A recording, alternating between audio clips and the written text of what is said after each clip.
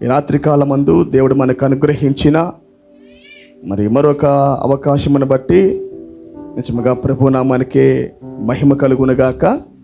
మరి కూడి వచ్చిన మీ అందరికీ కూడా ప్రభువైన యేసుక్రీస్తు నామములో నా ప్రత్యేకమైన వందనములు మరియు శుభాలు తెలియజేయుచున్నాను. దేవుడు మనలందరినీ ఈ రాత్రికాలమందు మరి ఆయన దీవించునుగాక. ఆమేన్. మరి అలాగే మనం నిలబడి ఉండగా దేవుని వాక్యం చదువుకొని మనం ముందుకెళ్దాం. నాతో కలిసి లేవియా కాండం వైపు తిప్పాలని నేను కోరుతున్నాను.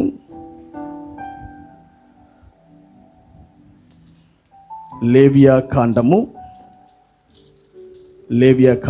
23వ అధ్యాయం వైపు తిప్పాలని కోరుతున్నాను. 23:5 వచనం చదవండి. 5 నుండి లేవియా కాండము 23వ అధ్యాయము 5వ వచనం నుండి. మొదటి నెల 14వ దినమున సాయంకాలమందు యెహోవా పస్కా పండుగ జరుగును. ఆ నెల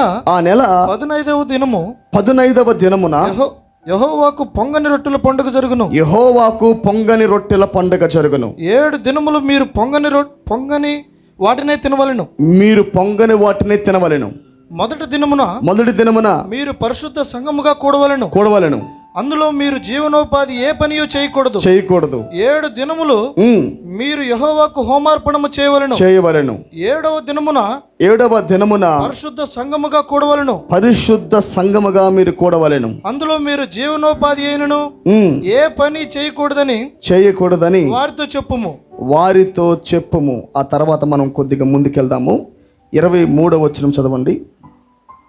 మరియు యెహోవా మోషేకు ఇలాగ సెలవిచ్చెను, నీవు ఇశ్రాయేలీయులతో ఇట్లనుము. 7వ నెలలో మొదటి దినము మీకు విశ్రాంతి దినము. అందులో జ్ఞాపకార్థ శృంగధ్వని వినినప్పుడు మీరు పరిశుద్ధ సంఘముగా కూడవలెను. అందులో మీరు జీవనోపాధి ఏ పనియు చేయుట మాని యెహోవాకు హోమము చేయవలెను. మరియు యెహోవా మోషేకు ఇలాగ సెలవిచ్చెను, ఈ 7వ నెల 10వ దినము పాపము నిమిత్తమైన ప్రాయశ్చిత్తార్థ దినము, ద డే ఆఫ్ అటోన్మెంట్, ప్రాయశ్చిత్తార్థపు దినము. అందులో మీరు పరిశుద్ధ సంఘముగా కూడవలెను. మిమ్మల్ని మీరు దుఃఖపరుచుకొని యెహోవాకు హోమము చేయవలెను. ఆ దినమున మీరు ఏ పనియు చేయకూడదు. మీ దేవుడైన యెహోవా సన్నిధిని మీరు మీ నిమిత్తము ప్రాయశ్చిత్తము చేసుకొనుటకై అది ప్రాయశ్చిత్తార్థ దినము. ఆ దినమున తన్ను తాను దుఃఖపరచుకొనని ప్రతివాడు తన ప్రజలలో నుండి కొట్టివేయబడును.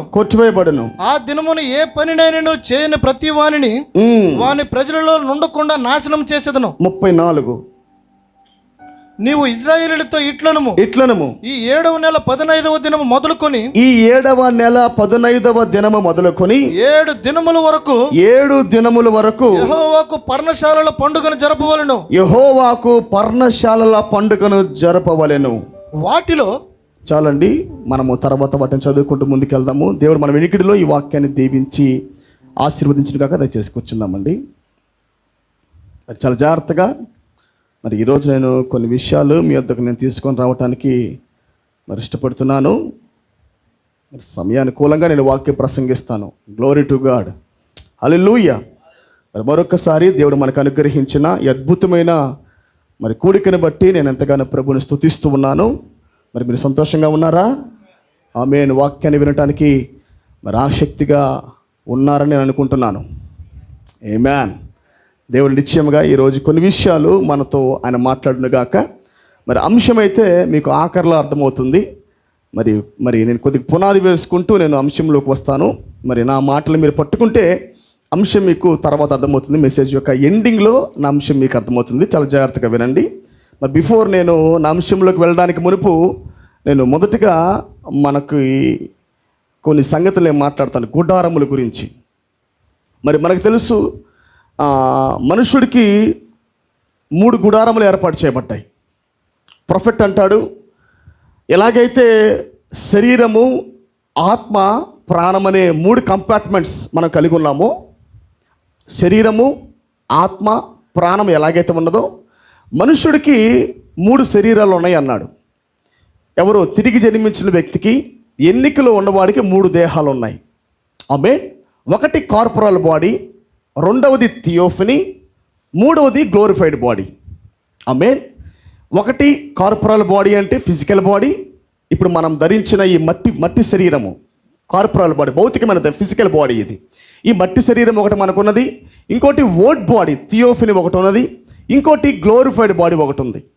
ఆమె వీటిలో విమోచించబడిన ఈ దేహము, అలాగనే వాక్య దేహం 2 ఐక్యపరచబడినప్పుడే అది మహిమా దేహంగా మార్చబడుతుంది.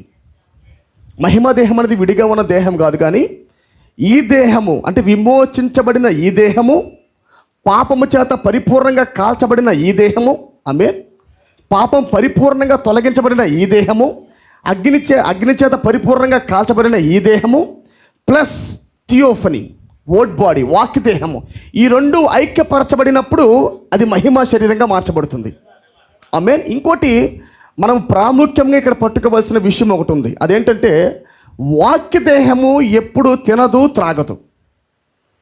Theophany cannot eat and drink. ప్రవక్త అన్నాడు, యెహోవాకి అసాధ్యమైనది ఏమన్నా ఉన్నదా అని వర్తమానంలో మాట్లాడుతూ అంటాడు. ఇంకా చాలా వర్తమానాలు ఉన్నాయి, 1, 2 కాదు, అనేక వర్తమానంలో ప్రవక్త అంటాడు, అబ్రహాము దగ్గరికి ఎలోహిమ్గా దేవుడు ప్రత్యక్షమైనప్పుడు ఆయన మికాయలతోనూ గాబ్రియేలుతోనూ వచ్చాడు ఆయన. ఆమేన్. ప్రవక్త అంటాడు, ఆయన పరలోకంలో నుంచి భూమి మీదకి రావడానికి మునిపే, ఆయన పరలోకంలో ఉన్నప్పుడే ఆయన ఒక మట్టి దేహాన్ని తయారు చేసుకున్నాడు అన్నాడు. 16 లవణాలతో ఆయన మట్టి దేహాన్ని సృష్టించుకొని దేవుడు ఆ మట్టి దేహంలోకి వెళ్ళాడు. ఇంకోటి దేహం తయారు చేసి మికాయేలు వచ్చి దేహంలోకి వెళ్ళమని చెప్పాడు. మరలా ఇంకో దేహం తయారు చేసి గాబ్రియేలు వచ్చి దేహంలోకి వెళ్ళమని చెప్పాడు. అలాగా పరలోకంలో ఉన్న వీళ్ళు, మికాయేలు, గాబ్రియేలు, అలాగే దేవుడు ముగ్గురు కలిసి ఈ భూమి మీదకి మట్టి దేహాలతో వచ్చారు. ఆమేన్. చాలా సామాన్యంగా ఏ మనుషుడు గుర్తుపట్టలేని రీతిగా వాళ్ళు అబ్రహాం దగ్గరికి వాళ్ళు నడుచుకుంటూ వస్తున్నారు వాళ్ళు. అందుకే ప్రొఫెట్ అన్నాడు, ఆయన మనుష్యుడిగా ప్రత్యక్షమయ్యాడు అన్నాడు. That is the last sign అన్నాడు. ఆయన నాశనానికి మునుపు దేవుడు ఎలా వచ్చాడు? మనుష్యుడిగా వచ్చాడు. ఆమె సర్వశక్తిమంతుడు. ఆ మనుషుని చూసి అబ్రహాం ఏమన్నాడంటే ఆయన సర్వశక్తిమంతుడు అన్నాడు. ఎలోహిం అనంటే ఆయన స్వయము ఉనికి కలిగిన వాడు అని అర్థం. అంటే ఎవ్వరూ ఇతన్ని క్రియేట్ చేయలేదు, ఏ మనుషుడి ద్వారా ఈయన పుట్టలేదు. He is nothing but God. దేవుడు తప్ప ఈ వ్యక్తి ఏది కాదని ఎలోహిం అని పేరు పలికి అబ్రహాం ఆయన గుర్తుపట్టాడు. ఆమేన్. గమనించండి, ఇక్కడ ఈయన ఎలాగొచ్చాడంటే ఆయన ఒక మానవ శరీరం వలె వచ్చాడు అక్కడికి. ఆమేన్. మానవ శరీరంలో వచ్చాడు ఆయన. సాధారణంగా దేవుడు అక్కడ ప్రత్యక్షమయ్యాడు. అంతేగాని ఆయన కేవలం వాక్య దేహంలో ప్రత్యక్షం కాల. ఆయన వర్డ్ బాడీ, ఈ కెన్ చేంజ్. ఆయన ఎలాగైనా మారగలడు. ఆయన వాక్య దేహంగా మారగలడు, మట్టి దేహంగా మారగలడు, మహిమా దేహంగా మారగలడు. ఆమేన్. ఆయన అగ్నిస్తంభంగా మారగలడు, మేఘస్తంభంగా మారగలడు. He can change any mask. ఆయనకి ఇష్టం వచ్చిన రీతిగా ఆయన మార్చగలడు, ఆయన మారగలడు. కాకపోతే ప్రతి ముసుగుకి ఒక పరిచర్య ఉంది. ఎవ్రీ మాస్క్, ఆయన ముసుగు మార్చాలంటే పరిచర్య మారిద్దని అర్థం. అదే దేవుళ్ళలో ఉన్న గొప్ప విధానం.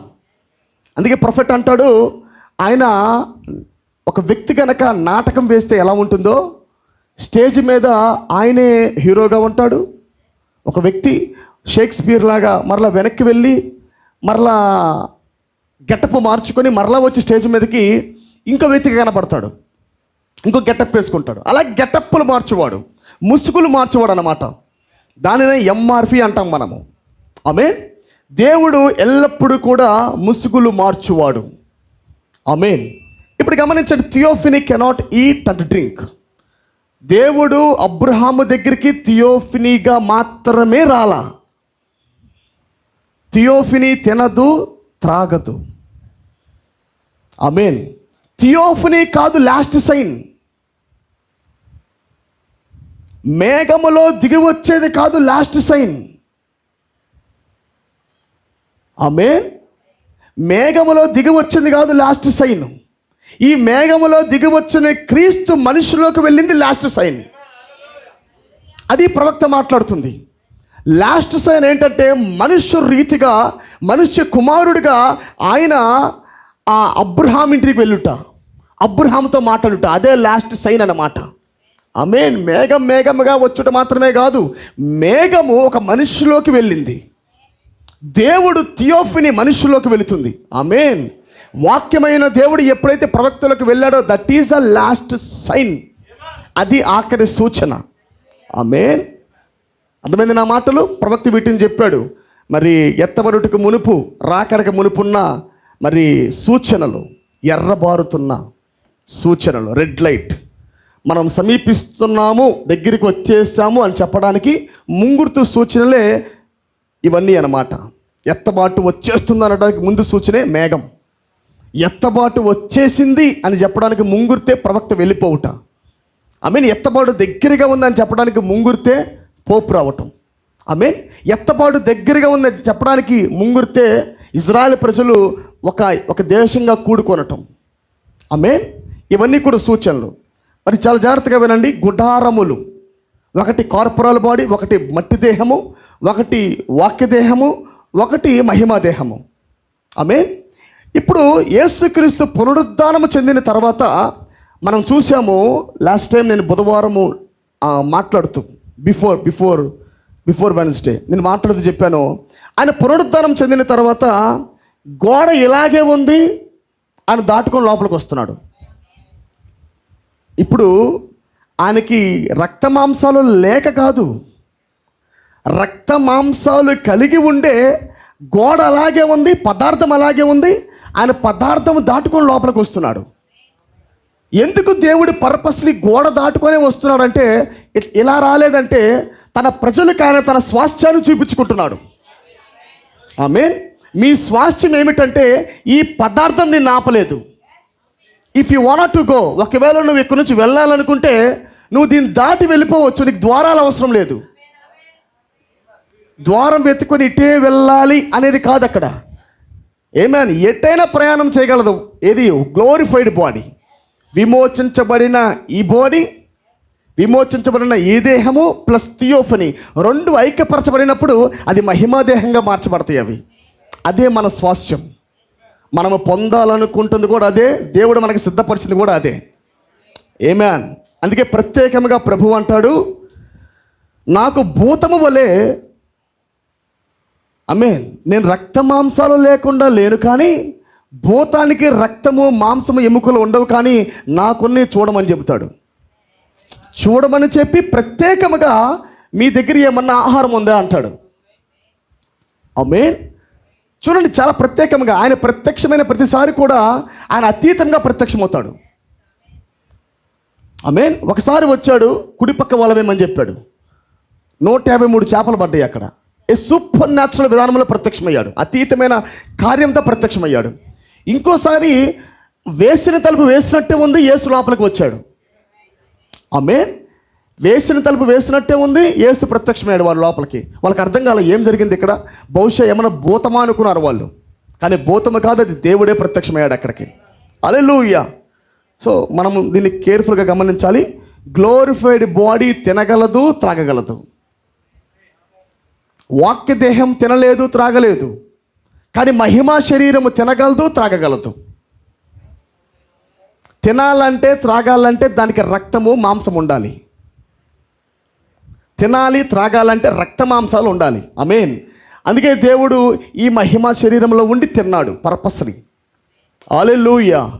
దీన్ని గుర్తుపట్టండి. థియోఫనీగా మాత్రమే ప్రభు అబ్రహాం దగ్గరికి రాలేదు. ఆయన వచ్చింది మహిమా శరీరంలో, ఆయన వచ్చింది మనుషుడిగా వచ్చాడు ఆయన. ఆమేన్. అప్పటికప్పుడే ఆయన మారిపోగలడు. ఆమేన్. దేవుని మనం ఒక దగ్గరే మనం కట్టేయలేం మనము, కానీ పరిచర్యని మనం చూపించవచ్చు. ఈ ముసుగు ధరించాడంటే ఒక పరిచర్య ఉంది అని మనం గుర్తుపట్టవచ్చు. ఆమేన్. కానీ మెల్కీసెదెకు దేవుడు ప్రత్యక్షమైనప్పుడు మాత్రము థియోఫనీగా ప్రత్యక్షమయ్యాడు ఆయన. ఆమేన్. హల్లెలూయా. ఇదే పాత నిబంధనలో ప్రతి ఒక్కరు చూసింది దేవుడిని. దేవుని ఎలా చూశారు వాళ్ళు? ప్రవక్త అంటాడు, ఎవ్వరూ దేవుని చూడలేదు, ఎవ్వరూ దేవుని చూడలేదు. అబ్రహాము కూడా దేవుని చూడలేదు. ఆమేన్. నిజంగా దేవుణ్ణి ఎవరు చూడలేదు. దేవుడు తన పిల్లల్ని చూడాలనుకొని ఒక దేహంలోకి వచ్చాడు. కానీ రియల్గా దేవుణ్ణి ఎవరు చూడలేరు. ఆయన మహిమను ఎవరు తట్టుకోలేరు.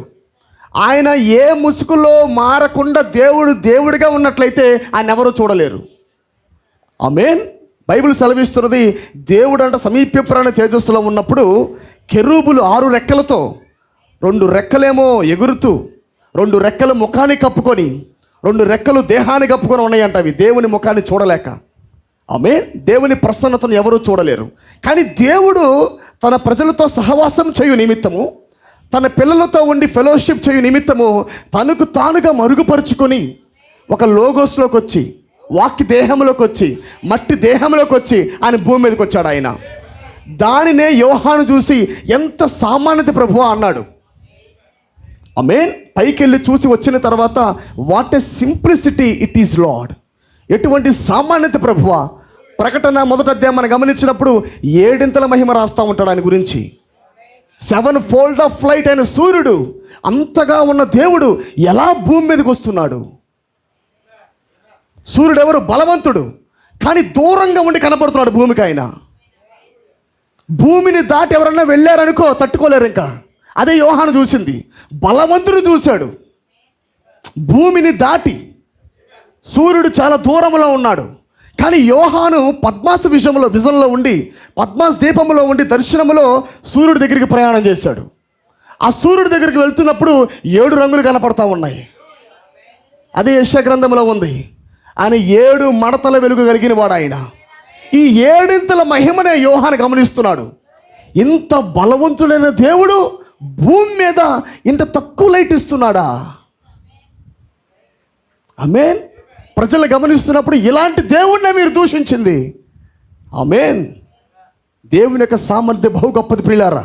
కానీ దేవుడు తనకు తానుగా మరుగుపరుచుకొని ఆయన భూమి మీదకి వచ్చాడు మన దగ్గరికి. హల్లెలూయా.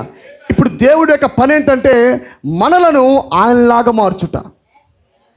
మట్టి దేహంలో పడిపోయిన మనము బైపాస్ చేయబడి వాక్య దేహాన్ని తప్పించుకొని మనం ఈ భూమి మీదకి వచ్చేసాం. మనం పాపం వలన, బికాస్ ఆఫ్ సిన్, ఆదాము హవ్వల పాపాన్ని బట్టి మన వాక్య దేహాన్ని దాటి వచ్చేసాం. ఇప్పుడు మరలా మన యొక్క ప్రయోగం ఏంటంటే, మన ప్రయాస ఏంటంటే, మన ప్రార్థన ఏంటంటే మరలా వాక్య దేహాన్ని పొందాలి. మరలా మన స్వాస్థ్యాన్ని మనం పొందాలి. ఎవరికి ఇవ్వబడిన వారు స్వాస్థ్యాల కొరకు మనం పోరాడుతూ ఉన్నాం మనము. ఆమేన్. దాంట్లోకి వెళ్ళిపోవాలనే గొప్ప ఆశ మనకుంది ఇప్పుడు. ఆమేన్. Praise be to God. హల్లెలూయా. మరి ఈరోజు నేను గుడారాల గురించే మాట్లాడతాను. పర్ణశాలల పండగ. ఆమేన్. పర్ణశాలల పండగ వాళ్ళు పెట్టారు. హోసన్న మినిస్ట్రీస్ వాళ్ళు గుడారాల పండగ అని పెడతారు. వాళ్ళు ఇయర్కి ఒకసారి అనుకుంటా, సంవత్సరానికి ఒకసారి వాళ్ళు గుడారాల పండగ అని పెడతా ఉంటారు. కానీ వాళ్ళకి గుడారాల పండగ అంటే తెలియదు పాపం. కానీ వధువుగా మనకు తెలుసు. ఆమేన్. అసలు పర్ణశాలల పండగ ఏంటో, గుడారాల పండగ ఏంటో మనకు మాత్రమే తెలుసు ప్రియులారా.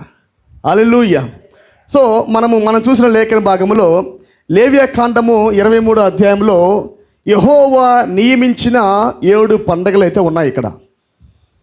మొదటి పండగ ఏంటంటే టక చెప్పాలి మీరు. ఇంకా what is the first feast? మొదటి పండగ ఏంటి? పస్కా పండగ. రెండోది పులియని రొట్టెల పండగ. ఏం లేదు, మీరు దీన్ని బట్టి పట్టాల్సిన అవసరం లేదు. యేసుక్రీస్తుని చూస్తూ ఉండండి. మీరు పండగలు యెహోవా నియమించిన పండగలు అనగానే మనకి ప్రభువైన యేసుక్రీస్తు గుర్తు రావాలా. రియాలిటీ ఇదేమో ఛాయ, రియాలిటీ అనేది యేసుక్రీస్తు. మీరు యేసుక్రీస్తుని గమనించినప్పుడు, మన దేవుని మీరు గమనించినప్పుడు ఆయనలో మొట్టమొదటి జరిగింది పస్కా పండగ. రెండవది పులియని రొట్టెల పండగ. మూడో పండగ ఆయన సిలువ వేయబట్టము, గొర్రె పిల్ల వలె మారటము పస్కా పండగ. ఆయన పాతాళంలో ఆయన చనిపోవటము, సమాధిలో పెట్టబడటం అనేది పులియని రొట్టెల పండగ. ఆయన పునరుద్ధరణగా పైకి లేచుట అనేది ప్రథమ ఫలముల పండగ. ఆమేన్. 4వ పండగ ఏంటి? ఫాస్ట్. 4వ పండగ పెంతెకోస్తు పండగ. ఏం లేదు, ఆయన మరలా 50వ దినమందు ఆయన మేడగది మీదకి దిగి వచ్చాడు. అదొక పండగ, పెంతెకోస్తు పండగ. తర్వాత ఐదో పండగ బూరల పండగ. 5వది బూరల పండగ. 6వది ప్రాయచిత్తార్థపు పండగ. ఆమేన్. 7వది గుడారాల పండగ. హల్లెలూయా. ఇక్కడ 2 విభాగాలు ఉన్నాయి. ఒకటి యూదులకు ఉంది, ఒకటి అన్యులకు ఉంది. యూదులకి ఉంది ఈ పండగలు, అన్యులకు కూడా దేవుడి పండగలు ఏర్పాటు చేశాడు. ఆమేన్. ఈ 3 పండగలు మనం గమనించినప్పుడు, ఆల్రెడీ నేను దీని గురించి టచ్ చేశాను కాబట్టి కొద్దిగా ఫాస్ట్గా వెళ్ళిపోతున్నాను నేను. ఈ 3 పండగలు మనం గమనించినప్పుడు పస్కా పండగ, పులియన్ రొట్టెల పండగ, అలాగనే ప్రథమ ఫలముల పండగ. ఈ 3 పండగలు మనం చూసినప్పుడు ఈ మొదటి 3 పండగలు వెంటనే జరిగిపోతాయి. జరిగిన 50 రోజులకి ఆమేన్, యేసుక్రీస్తు మరణించటము, సమాధిలో పెట్టబట్టం, తిరిగి లేయటం, ఈ 3 ముగిసిన తర్వాత 50 రోజులకి పెంతెకోస్తు దినమందు ప్రభు దిగి వచ్చేవాడు. ఆమేన్. మనం చూసాము కరెక్ట్గా 50 రోజుల తర్వాత వాళ్ళు పన అల్లాడించాలి వాళ్ళు. ఆమేన్. పన అల్లాడింపబడాలి అక్కడ. అంటే ఆఫ్టర్ 50 డేస్ కరెక్ట్గా 50వ దినమందు ప్రభు పెంతెకోస్తు దినములోకి దిగి వచ్చేవాడు. ఆయన దిగి వచ్చిన తర్వాత ఆ పన మొదటిగా లేచిన ప్రథమ పన మరి మరణాన్ని గెలిచి తిరిగి లేచిన పునరుద్ధానమైన దేవుని యొక్క శక్తి, పరిశుద్ధాత్మ ప్రజల్లోకి వెళ్ళి అల్లాడింపబడుతూ. ఆమేన్. ఇది ముగిసిన తర్వాత పెంతెకోస్తు మరి పండగ ముగిసిన తర్వాత ఇంకా 3 పండగలు ఉంటాయి. ఈ 3 పండగలు దేవుడు ఎప్పుడు వీటిని చెప్పాడంటే 33 చూడండి. మరియు యెహోవా మోషేకు ఈలాగు సెలవిచ్చెను, నీవు ఇశ్రాయేలీయులతో ఇట్లనము, ఈ 7వ నెల 15వ దినము మొదలుకొని. కొద్దిగా మనం పైన చూసినప్పుడు 23 బ్రదరు, 24 చదవండి, లేకపోతే 23, 24 అండి. 23వ అధ్యాయము 24వ వచనం. నీవు ఇశ్రాయేలీయులతో ఇట్లనము 7వ నెలలో మొదటి దినం మీకు విశ్రాంతి దినము. అందులో జ్ఞాపకార్థ శృంగధ్వని వినినప్పుడు. ఇప్పుడు జ్ఞాపకార్థ శృంగధ్వని అంటే బ్లోయింగ్ ఆఫ్ ట్రంపెట్స్ అని ఇంగ్లీష్లో ఉంటుంది. అంటే అది బూరల పండగ. అది బూరల పండగ. ఎప్పుడు ఈ బూరల పండగ ప్రారంభించబడుతుంది? ఈ పెంతెకోస్తు పండగ దగ్గరికి వచ్చి జరిపించుకున్న తర్వాత ఇంక ఎవరికి వాళ్ళు మరలా వాళ్ళు భూమిలకు వెళ్ళిపోతారు, వాళ్ళ దేశాలకు వెళ్ళిపోతారు. అనేక దేశాలలో వ్యాపారం చేస్తున్న వాళ్ళందరూ వచ్చి ఆ పండగలు చూసుకొని 4 పండగలు చూసుకొని వెళ్ళిపోతారు. వెళ్ళిపోయి మరలా ఎప్పటికో వాళ్ళు తిరిగి వస్తారు. ఎప్పుడు వస్తారంటే ఈ 7వ నెల మొదటి దినమంది మరలా ఇలా పండగ ఉంది. అది ఏ పండగ అంటే బూరల పండగ. అదేనా లేఖనం మాట్లాడుతుంది, బూరల పండగ. ఈ బూరల పండగకి ఖచ్చితంగా ఏ దేశాల్లో ఉన్న ప్రతి ఒక్కరు కూడా ఆ ప్రాంతానికి వచ్చేయాలంతే. హల్లెలూయా. 2వ పండగ ఏంటంటే 6వ పండగ. 5వ పండగ ఏమో బూరల పండగ, 6వ పండగ ఏమో ప్రాయచిత్తార్థపు పండగ. ఓకేనా? హల్లెలూయా. 7వ పండగ ఏంటంటే పర్ణశాలల పండగ, గుడారాల పండగ. ఈ 3 7వ నెలలో పెట్టాడు ఆయన. ఆమేన్. కొద్దిగా చూడండి లేఖనం బాగా చదవండి బ్రదర్. 24 నుండి కొద్దిగా స్పష్టంగా మీరు చదవండి, వాళ్ళు వింటారు. నీవు ఇశ్రాయేలీయులతో ఇట్లనము, 7వ నెలలో మొదటి దినము మీకు విశ్రాంతి దినము. ప్రొఫెట్ అన్నాడు, బూరలు ఇజ్రాయేలుని సమకూర్చాయి. బూర ఎప్పుడు ఊదినప్పుడల్లా ఇజ్రాయేల్ ప్రజలు సొంత దేశానికి సమకూర్చబడుతున్నారు. కానీ అన్యులకైతే బూర ముద్రలుగా మారింది. ఈ 7 ముద్రలే అనగా 7 సంఘకాలాల యొక్క వర్తమానికుడి నోట్లో నుంచి వచ్చిన మెసేజెసే ఈ 7 ముద్రలే 7 బూరలు. ఈ 7 ముద్రలేమో వధువును సమకూర్చాయి, అన్యులను సమకూర్చాయి. 7 బూరలేమో యూదులు సమకూరుస్తున్నాయి స్వదేశమునకు.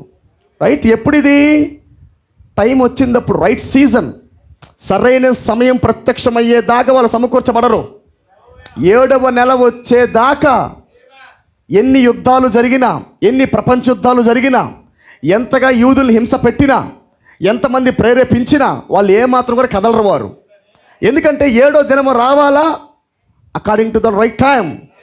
నేను చెప్పాను, పెంతెకోస్తు దినం అంటే మొదటి సంఘకాలం నుంచి బూరల పండగ దాకా పెంతెకోస్తు దినమే. As a Pentecostal age.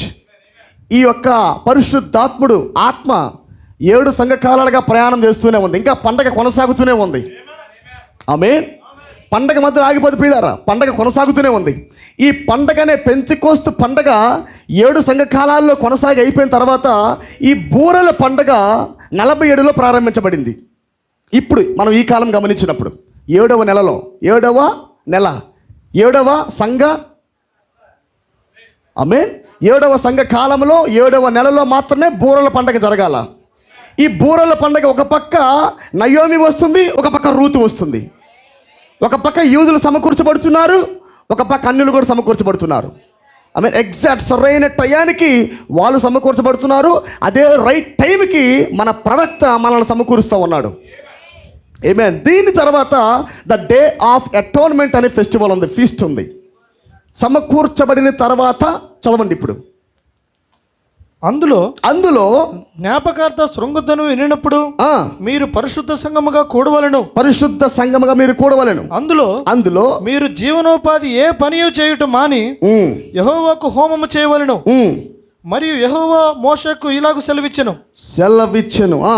ఈ 7వ నెల 10వ దినము చూడండి, 7వ నెల 10వ దినము పాపము నిమిత్తమైన ప్రాయశ్చిత్త దినము. పాపము నిమిత్తమైన ప్రాయశ్చిత్తపు దినము. ఓకేనా? ద డే ఆఫ్ అటోన్మెంట్, ప్రాయశ్చిత్తార్థపు దినము. ఆమేన్. 7వ సంఘ కాలములో ప్రాయశ్చిత్తార్థపు దినము మనకు జరుగుతుంది ఇప్పుడు. అంతేనా? 7వ దినమందే జరిగిపోవాలి. ఇది 7వ సంఘ కాలములో కొనసాగుతూ ఉండగానే బూర్ల పండగ జరగాలి, డే ఆఫ్ అటోన్మెంట్ పండగ జరగాలి. ఇంకోటి చదవని తర్వాత అందులో మీరు పరిశుద్ధ సంఘముగా కూడవలెను. మిమ్మును మీరు దుఃఖపరుచుకొని యెహోవాకు హోమము చేయవలెను. ఆ దినమున మీరు ఏ పని చేయకూడదు. ఆ తర్వాత మీ దేవుడైన యెహోవా సన్నిధిని లేదండి 33 చదవండి. మరియు యెహోవా మోషేకు ఈలాగు సెలవిచ్చెను. నీవు ఇశ్రాయేలుతో ఇట్లనము ఈ 7వ నెల 15వ దినం మొదలుకొని 7వ దినము మొదలుకొని 7 దినముల వరకు యెహోవాకు పర్ణశాలల పండుగను జరపవలెను. ఏమి జరపాలి ఇప్పుడు? అదే 7వ నెలలోనే పర్ణశాలల పండగ జరగాల. ఇదే 7వ నెలలోనే పర్ణశాల పండగ కూడా జరగాల. 3 పండగలు 7వ సంఘకాలంలో జరగాల. ఆమేన్. నేను వీటిని స్పిరిచువల్గా మాట్లాడుతున్నాను, నేను ఆత్మీయంగా నేను దీన్ని మాట్లాడుతున్నాను. ఈ యొక్క డే ఆఫ్ అటోన్మెంట్ మనము క్రీస్తును చూడగానే, మనము దేవుని కనిపెట్టగానే 63లో వచ్చిన ఆ క్రీస్తుని చూసినప్పుడు మనము డే ఆఫ్ అటోన్మెంట్ అనే ఫీస్ట్ మనం జరిగించాం. మనము ఆమేన్. ప్రపంచం మొత్తం త్రోసివేసింది, కానీ వి యాక్సెప్ట్ ద మెస్సయ్యా. మనము దేవుని తృణీకరించాం, దేవుని మనం అంగీకరించాం. మనము ప్రజలు తృణీకరించారు, వధువు అంగీకరించింది. సమాజమేమో తృణీకరించింది, తన భార్య ఏమో క్రీస్తుని అంగీకరించింది. ఆమేన్. The day of atonement. Next ఏంటంటే కరెక్ట్గా 15వ దినము మొదలుకొని 21వ దినము వరకు పర్ణశాల పండగ జరగాల. 7 days, 7 దినాల పాటు ఒక పండగ ఉంది. ఆమేన్. ఈ 7 దినాల పండగ నేను మాట్లాడతా ఈరోజు. హల్లెలూయా. ఈ పర్ణశాల పండగ రేపన్నాక భౌతికముగా జరగబోతుంది. భౌతికముగా, అందుకే నేను మొదట్లో దేహాలు టచ్ చేసుకుంటూ వచ్చాను, నేను శరీరములను. రేపన్నాక భౌతికముగా మనము నిజమైన వాక్య దేహములోకి అడుగు పెట్టబోతున్నాము. గ్లోరిఫైడ్ బాడీగా మనం రేపన్నాక మార్చబడబోతున్నాము ఫిజికల్గా రేపన్నాక. ఇదే 7వ సంఘకాలంలో డే ఆఫ్ అటోన్మెంట్ పండగ జరిగిన తర్వాత ఇక్కడ ఆయన పర్ణశాల పండగ చేస్తున్నాడు. ఆయన కింద చదవండి ఇప్పుడు ఒకసారి. వాటిలో మొదటి దినమున మీరు పరిశుద్ధ సంఘముగా కూడవలెను. అందులో మీరు జీవనోపాధి అని ఏ పని చేయకూడదు. 7 దినములు మీరు యెహోవాకు హోమము చేయవలెను. 8వ దినమున మీరు పరిశుద్ధ సంఘముగా కూడి. ఓకేనా? దీన్ని మనం మాట్లాడుకున్నాం ఒకసారి. 8వ దినమందు మనం పరిశుద్ధ సంఘముగా కూడుకోవాలి. 8వ దినమందు అంటే సంపూర్తిగా అన్నీ ముగిసిన తర్వాత పరిశుద్ధ సంఘముగా కూడుకోవటం అనేది నేను మాట్లాడుకుంటూ వచ్చాను నేను లాస్ట్ టైం. నేను ఆమేన్. Are you happy? కొద్దిగా నా మాటలు కొద్దిగా జాగ్రత్తగా పట్టుకోండి మీరు. హల్లెలూయా. 8వ దినమున మీరు పరిశుద్ధ సంఘముగా కూడి యెహోవాకు హోమార్పణము చేయవలెను. ఇప్పుడు గమనించండి పిల్లరా, ఈ పర్ణశాలల పండగే అత్యంత ప్రాముఖ్యమైన పండగ. అన్ని పండగలలో ప్రాముఖ్యమైన పండగ పర్ణశాలల పండగ.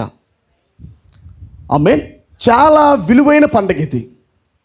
ఎందుకంటే చాలామంది ప్రజలు ఈ 4 పండగలలో ఉంటారు. పస్కా పండగ నమ్ముతారు, పులియన్ రొట్టెల పండగ నమ్ముతారు, ఆ తర్వాత ప్రథమ ఫలముల పండగ నమ్ముతారు, పెంతెకోస్తు పండగ కూడా నమ్ముతారు. కానీ బూరల పండగ దగ్గర కూడా వచ్చి నమ్ముతారు. కానీ నెక్స్ట్ జరుగుతున్న ప్రాయచిత్తార్థ పండగ అర్థం కాదు, పర్ణశాల పండగ అర్థం కాదు. ఈ 2 పండగలే చాలా మర్మంగా జరుగుతున్న పండగలు ఇవి. మర్మముగా అంటే ఎందుకంటే ఈ 2 పండగలు ప్రజెంట్ ఫీస్ట్ ఇవి, ప్రజెంట్ ఫెస్టివల్స్ ఇవి, ప్రస్తుత కాలం ముందు జరుగుతున్న పండగలు ఇవి. చాలా ఆత్మీయముగా మర్మముగా జరుగుతున్న పండగలు ఇవి. హల్లెలూయా. ఈ పర్ణశాల పండగ మనం గమనించినప్పుడు ఇది ఏ సమయం అంటే బైబిల్ సెలవిస్తుంది ప్రియులారా. మనం ఒకసారి కొద్దిగా లేఖన భాగంలో కొద్ది ముందుకెళ్దాం, ఓకేనా? మన లేఖనాలు చాలా చూపించాలి కాబట్టి గ్లోరీ టు గాడ్. 8:55 అయింది ఇప్పుడే మనకి. ఆమేన్. ఈ ఈ ఈ యొక్క పర్ణశాల పండగ అనేది ఇది పంట కోతకొచ్చిన సమయం. ఇది పంట కోతకి తేబడిన సమయం. ఇది 7వ నెల అంటే బాగా పంట కోతకొచ్చి పంట కోసే సమయం. అది హార్వెస్ట్ టైం. ఇది గ్లోరీ. తెలుసు కదా, సంవత్సరానికి 2 పండగలు వేస్తారు. రెండు సార్లు పంట వేస్తారు సంవత్సరానికి 2 సార్లు పంట వేస్తారు. ఈ 7వ నెల పంట కరెక్ట్గా పరిపక్వమై చేతికి వస్తున్న పంట ఇది. ఈ హార్వెస్ట్ టైంలో జరుగుతున్న ఫెస్టివల్సే ఈ 3 ఫెస్టివల్స్. అదేగా మనం ఏంది నయోమి మాట. నయోమి ఏముంది? కోతకాలం అంట అంది. ఆమేన్. కోతకాలం అంట అని విన్నది. ఈ కోతకాలం అనే మాట వినగానే దాని అర్థం ఏంటంటే this is the time of blowing of trumpets. ఇది ఇప్పుడు మాకు జరుగుతున్న బూరల పండగ. వెంటనే ఇప్పుడు మేము నుంచి ఖాళీ చేయాలి అని అర్థమైపోయింది ఆమెకి. ఆమేన్. ఆ తర్వాత ప్రాయశ్చిత్తార్థ పండగ వాళ్ళకి జరుగుతుంది. ఆ తర్వాత వాళ్ళు పర్ణశాల పండగ వెళ్ళిపోతారు. మనము కూడా అలాగనే ప్రియులారా, ఇప్పుడు మనకి కూడా ఈ పండగ జరుగుతుంది, పర్ణశాల పండగ. ఈ పండగ మీరు చూసారంటే ఇజ్రాయెల్ ప్రజలు చాలా ఆనందంగా సంతోషంగా జరుగుతున్న పండగ ఇది. చాలా జాయ్ఫుల్ ఫెస్టివల్ ఇది. సంతోషముగా ఆనందంగా దేవుడు చేసిన కార్యములను స్మరించుకుంటూ ఆమేన్ ఆ పర్ణశాలలో ఉంటూ, హల్లెలూయా, ఆ డేరాలు వేసుకొని పర్ణశాలలో ఉంటూ దేవుడి కొరకు 7 రోజుల పాటు ఆ పండగలో వాళ్ళు ఆనందిస్తూ సంతోషిస్తూ ఆ పంట తెచ్చుకొని వాళ్ళు చూస్తూ ఆమేన్ వాళ్ళు ఆనందిస్తూ ఉంటారు. వాళ్ళు అంటే పరిపూర్ణమైన విమోచన జరిగిపోయింది అన్నట్టుగా ఫీల్ అవుతారు వాళ్ళు. ఆమేన్. పర్ఫెక్ట్ విమోచన, పర్ఫెక్ట్ రిడెంప్షన్ మాకు జరిగింది. దేవుడు మాకు ఒక సంతోషాన్ని ఇచ్చాడు. ఈ పాపానికి పైగా, లోకానికి పైగా, శరీర కోరికలకు పైగా, వాంఛలకు పైగా దేవుడు సమస్తాన్ని కప్పేసి, పాపాన్ని కప్పి, లోకాన్ని కప్పి మమ్మల్ని పరిశుద్ధంగా మార్చాడు. మాకంటూ ఒక పండగ ఇచ్చాడు, ఒక గుడారం ఇచ్చాడు, ఒక పర్ణశాల ఇచ్చాడు. ఆమేన్. వ్యక్తిగతంగా వాళ్ళు దాంట్లో ఉండి చాలా సంతోషంగా జాయ్ఫుల్గా ఉంటారు వాళ్ళు. ఆ ఫీస్ట్ అలాంటి ఫీస్ట్ అది. ఆమేన్. ఎవరు కూడా ఈ పండగలు మిస్ కాకూడదు. ప్రతి ఒక్కరు ఆ పండగలో ఉండాల్సిందే. ఏ ప్రాంతంలో ఉన్నా ఖచ్చితంగా ప్రతి ఒక్కరు ఆ పండగ రావాల్సిందే. ఆమేన్. ఇది వాళ్ళ రూల్ పిల్లారా. హల్లెలూయా. కొద్దిగా మనం గమనించుకుంటూ వెళ్దాం. ఇప్పుడు ఆయన చేస్తున్న ఈ కాలములో జరుగుతున్న కార్యాలు, ఈ కాలములో దేవుడు చేస్తున్న కార్యములను మనం కొద్దిగా లేఖనాల గుండా కొద్దిగా లోతుగా వాటిని మనం పరిశీలన చేద్దాం మనము. ఆమేన్. Are you happy? నేను కొద్దిగా మీరు యాక్టివ్గా ఉంటే కట్ చేసి వెళ్ళకుండా కొద్ది క్లుప్తంగా లేఖనాల గుండా వెళ్తా. మీరు డిస్యాక్టివ్గా ఉన్నారనుకో, ఇన్యాక్టివ్గా ఉన్నారనుకో, నేను వాటిని కట్ చేసి నేను అసలేం దానికి వెళ్ళిపోవాల్సి వచ్చింది. ఆమేన్. కానీ మీరు కొద్దిగా యాక్టివ్గా ఉంటే మనం కొన్ని లేఖనాల గుండా దేవుడు బయలుపరిచిన కొన్ని వాటిని మనం చూద్దాం ప్రియులారా. గ్లోరీ. నాతో కలిసి నెహెమ్యా గ్రంథం తీయండి. నెహెమ్యా గ్రంథము 8వ అధ్యాయము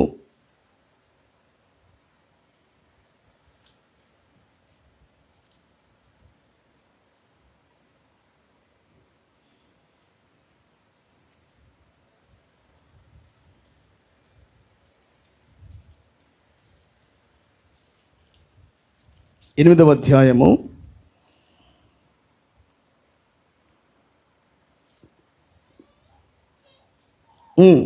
మొదటి వచనం నుండి. 7వ నెల రాగా 7వ నెల రాగా ఇశ్రాయేలీయులు తమ పట్టణములలో నివాసులై ఉండిరి. ఇజ్రాయేలీలు తమ పట్టణములలో నివాసులై ఉండిరి. 7వ నెల, నేను చెప్పాను 7వ నెల గుర్తుపెట్టుకోండి.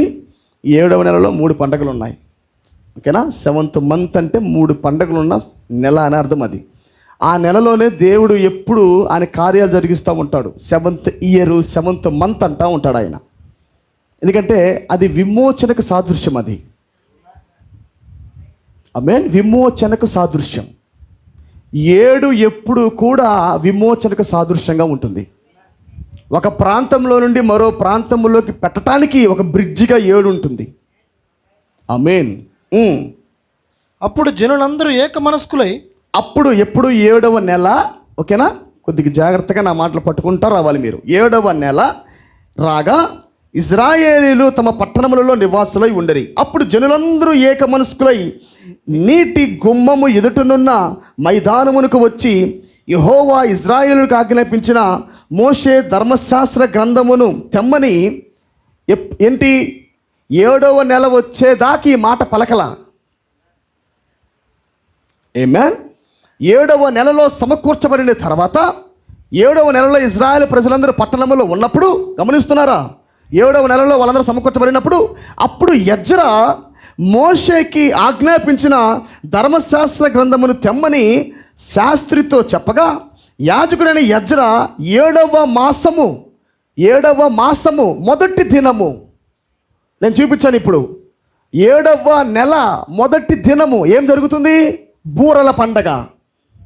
Glory to God.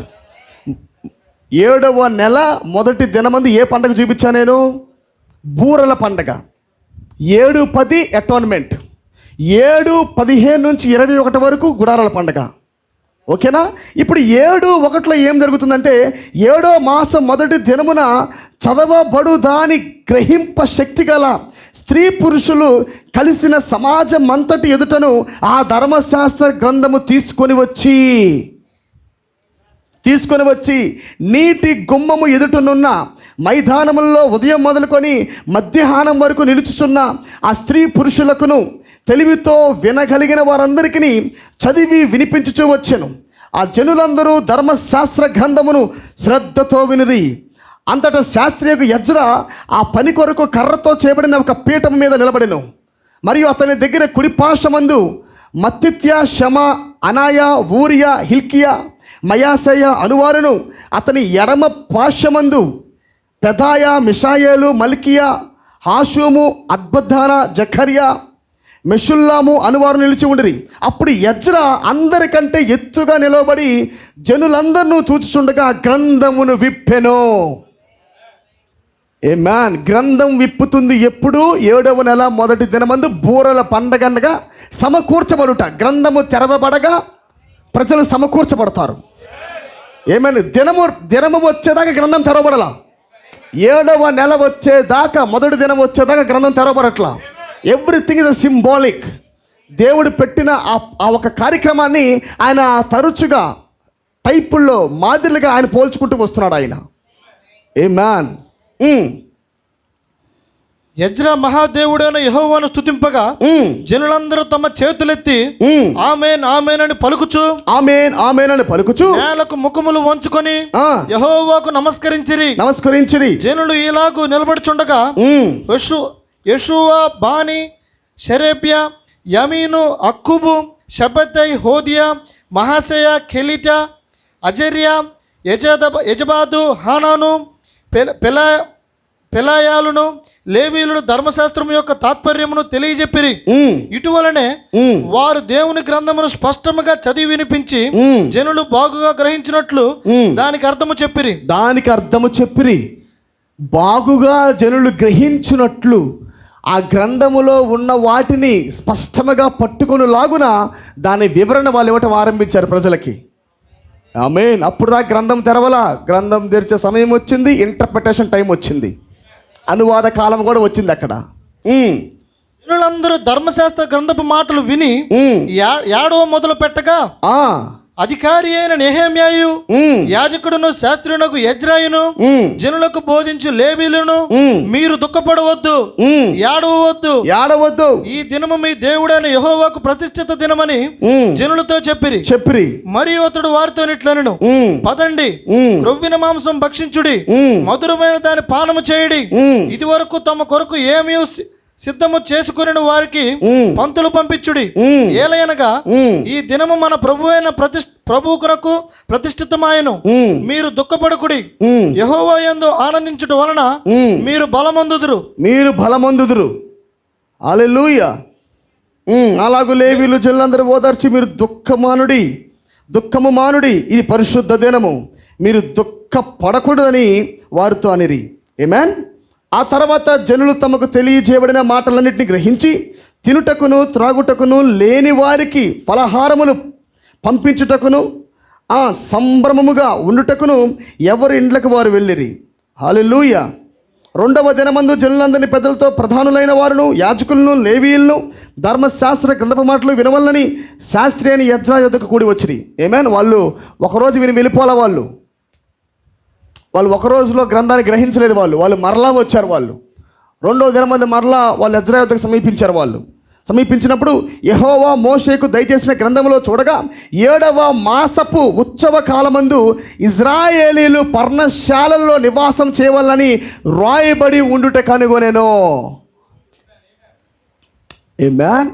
వాళ్ళు మోషే గ్రంథంలో దేని కనుగొన్నారంట? వాళ్ళు మోటివ్ ఎక్కడికి వెళ్ళింది? వాళ్ళ ఆలోచన దేని మీద పడింది? గ్లోరీ. వాళ్ళ ఆలోచన దేని మీద పడ్డాయి? పర్ణశాలల మీద పడింది వాళ్ళ ఆలోచన. హల్లెలూయా. 7వ మాసపు ఉత్సవ కాలమందు ఇజ్రాయేలీలు పర్ణశాలలో నివాసము చేయవలనని రాయబడి ఉండుట కనుగొనెను.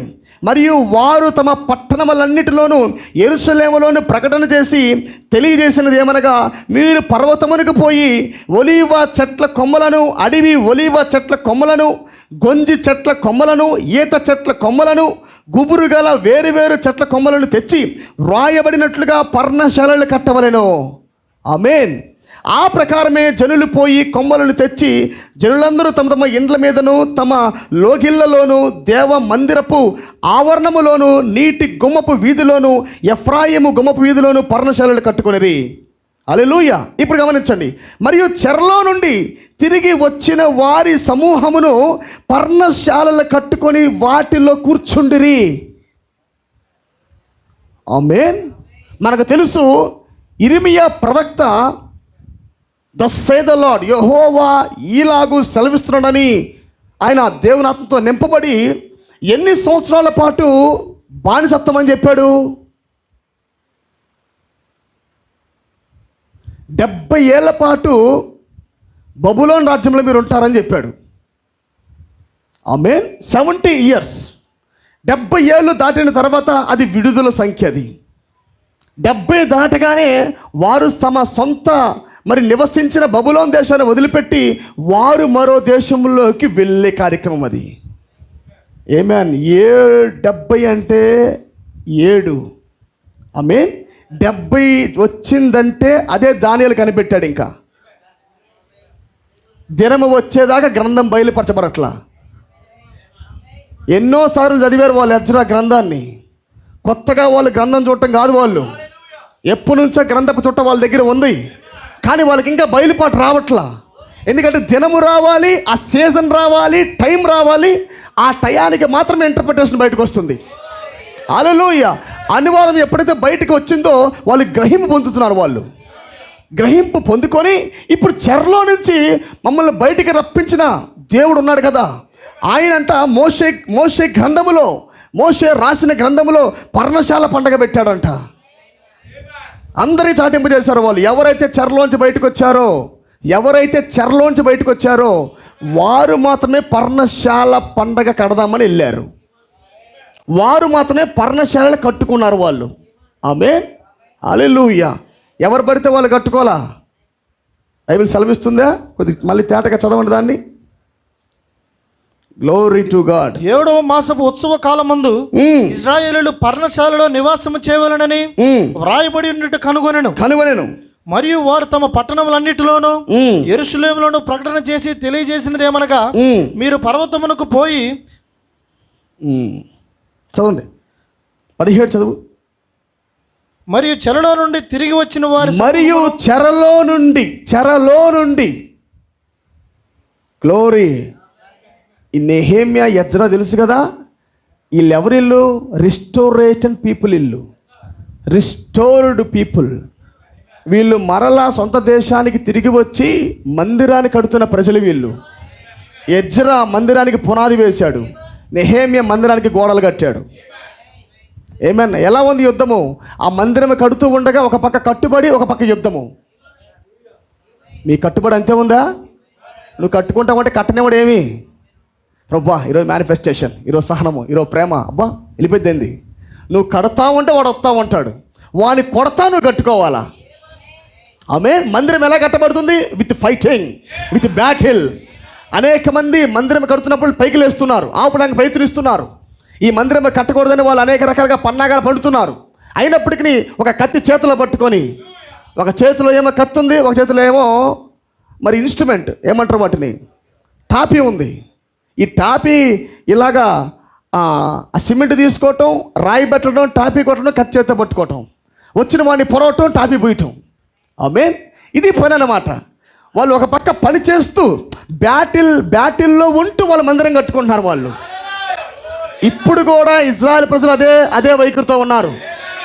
వాళ్ళు యుద్ధము చేస్తుందే మందిరం కొరకు. కాకపోతే అది physical temples, but we are the real spiritual temples. ఆమేన్. అందుకే టెంపుల్ త్వరితంగా కట్టబడదు, సొలొమోను కట్టినట్టుగా. ఆమేన్. It is not like a Solomon temple. త్వరితంగా కట్టబడే సొలొమోన్ టెంపుల్ కాదు ఇది. చాలా ఒత్తిడితో కూడి కట్టబడుతున్న టెంపుల్. ఎందుకంటే because it is restored temple. ఇది పునరుద్ధరించబడుతున్న టెంపుల్. ఇది సొలొమోను కట్టిన టెంపుల్ రిస్టోర్డ్ టెంపుల్ కాదు. అది కొత్తగా కట్టబడిన టెంపుల్ అది. ఆమేన్. కానీ ఇక్కడ కడుతున్న టెంపుల్ రిస్టోర్డ్ టెంపుల్. ఇది మరలా పడిపోయిన వాటిని మరలా లేపాలా, కోల్పోయిన స్వాస్థ్యాన్ని మరలా పొందాలా. బ్యాటిల్ ఒక పక్క కత్తి పట్టుకోవాలి, ఒక పక్క నువ్వు టాపీ పట్టాలా. వాక్యాన్ని వింటూనే ఉండాలి, యుద్ధం చేస్తూనే ఉండాలా, మందిరాన్ని కట్టుకుంటూనే ఉండాలా, శత్రువుని చంపుతూనే ఉండాలా. Both are going at a time. రెండు ఒకే సమయంలో ప్రయాణం చేస్తూ ఉన్నాయి. గ్లోరీ. ఆ తర్వాత 14 సంవత్సరాల పాటు మందిరమే కట్టుబడి ఆగిపోతుంది. ఆమేన్. తర్వాత హగ్గై పైకి లేస్తాడు. ఆమేన్. హగ్గై పైకి లేచి ఆ తర్వాత ఏం పేరు, ప్రవక్త పేరు, నెక్స్ట్ ఇంకా ప్రవక్త హగ్గయి, ఎవరు అతని పేరు? ఆమేన్. Praise God. ఇంకో ప్రవక్త ఉంటాడు. వాళ్ళిద్దరూ మరలా దాన్ని కొనసాగిస్తారు పైకి లేచి వాళ్ళు. ఆమేన్. ప్రవచనం పట్టుకొని, వాగ్దానం పట్టుకొని 70 ఏళ్ళ తర్వాత మరలా మా స్వాస్థ్యం మాకు వచ్చేసిందని వాళ్ళు పైకి లేచి జెరుబాబేలు రంగం మీదకి వస్తాడు. మరలా మూలరాయి వేసింది ఆయనే, తలరాయి వేసింది కూడా ఆయనే. ఆమేన్. నీకు తెలుసు కాబట్టి ఈ మైండ్లో ఉండాలి. మందిరము కట్టుబడి చాలా ప్రాముఖ్యం. మందిరం ఎలా పడితే అలా కట్టనివ్వాల ఆయన. ఆమేన్. పట్టణము కట్టేది వేరు, మందిరము కట్టేది వేరు. నేను చెప్పాను లాస్ట్ టైం, మందిరము కట్టేది ఒక టైము, పట్టణము కట్టేది ఒక టైము. దానియేలు 70 వారాలు దేంతో పోల్చబడుతున్నాయి? మందిరముతో కాదు, పట్టణముతో. అదేగా నేను చెప్పింది లాస్ట్ టైము. మందిరముతో కాదు, దానియేలు 70 వారాలు లెక్క కలుస్తుంది. ప్రవక్త దేంతో పోల్చాడు? పట్టణముతో. పట్టణం యొక్క ప్రహరీ గోడలు మొత్తం కూడా కూల్చబడ్డాయి బబులోను ద్వారా. మరలా అవన్నీ కట్టుబడి జరగాల. ఆమేన్. అవన్నీ పట్టణం మరలా ఇలా కట్టబడుతున్నప్పుడు, లోపల మందిరం కట్టబడుతున్నప్పుడు దీంతో దానియేలు 70 వారాలు పోల్చబడ్డాయి సంఖ్య. హల్లెలూయా. అందుకని చాలా ప్రాముఖ్యము. నెహెమ్యా గోడలు కట్టడం ప్రారంభించాడు, ఎజ్రా పునాదేయడం ప్రారంభించాడు. ఆగిపోయిన పనిని మరలా హగ్గై పైకి లేచాడు. అసలు చూద్దాం దీన్ని హగ్గై ఒకసారి, మీకు అర్థమైంది. హగ్గై 2వ అధ్యాయం దీన్ని ఒకసారి చెప్తాను. ఒకసారి కొలతలు, నేను వధు మందిరం యొక్క కొలతల గురించి ఒకసారి నేను అచ్చం దాని గురించే ప్రకటిస్తాను. మందిరము, వాటి కొలతలు తర్వాత చెప్తాను నేను వాటిని.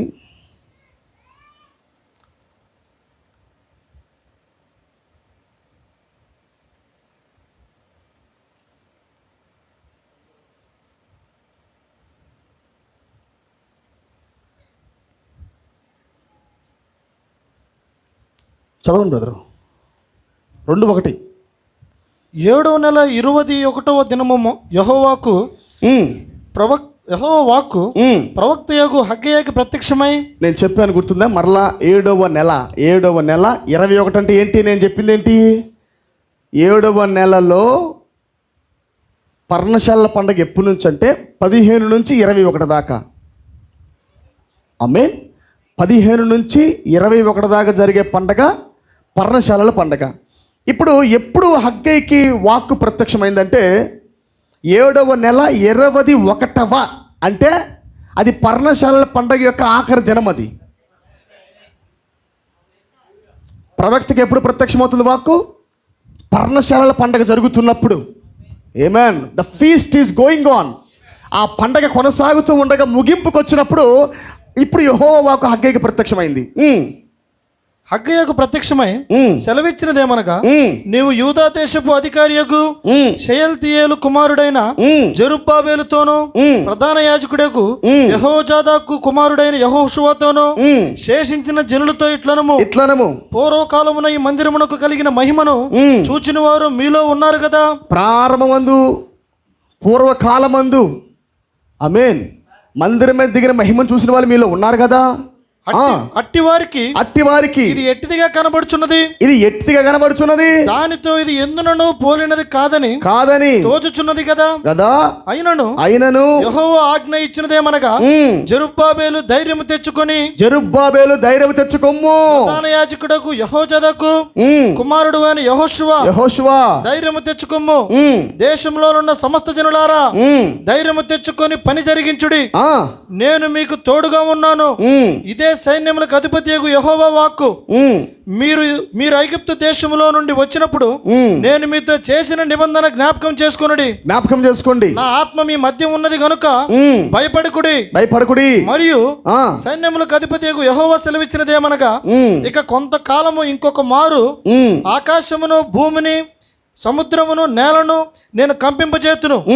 నేను అన్నజనులందరినీ కదిలింపగా అన్నజనులందరి యొక్క ఇష్ట వస్తువులు తేబడును. ఇప్పుడు గమనించండి, ఇప్పుడు చాలా జాగ్రత్తగా వినండి. నేను ఈ మందిరమును మహిమతో నింపుదును. నేను ఈ మందిరమును, ఎక్కడ ఉన్నావు నీవు? 7లో ఉన్నావు. ఓకేనా? నేను అన్ని జనులందరినీ కదిలింపగా అన్యజనులందరి యొక్క ఇష్ట వస్తువులు తేబడును. బాగా ఇష్టం ఏదైతే ఉంటాయో, చెవులీలు, ముక్కులు అన్నీ తీసుకుని వస్తానన్నాడు ఆయన. ఆమేన్. నేను ఈ మందిరమును మహిమతో నింపుదును, ఇదే సైన్యములకు అధిపతిగా యెహోవా వాక్కు. వెండి నాది, బంగారము నాది, ఇదే సైన్యములకు అధిపతిగా యెహోవా వాక్కు. ఇప్పుడు 9 గమనించండి. ఇంగ్లీష్ చూడండి ఒకసారి, ఉన్న వాళ్ళు ఇంగ్లీష్ చూడండి.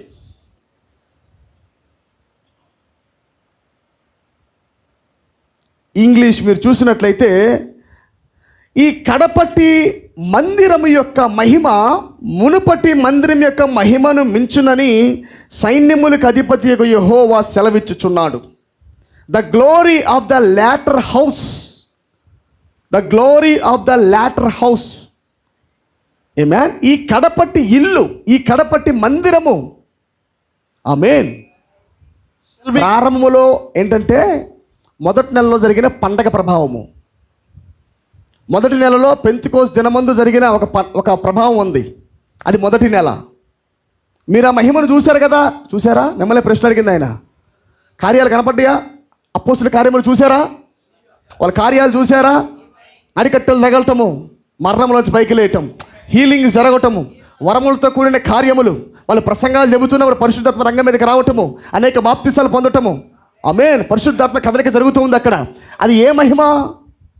మొదటి మహిమ. ఆమేన్.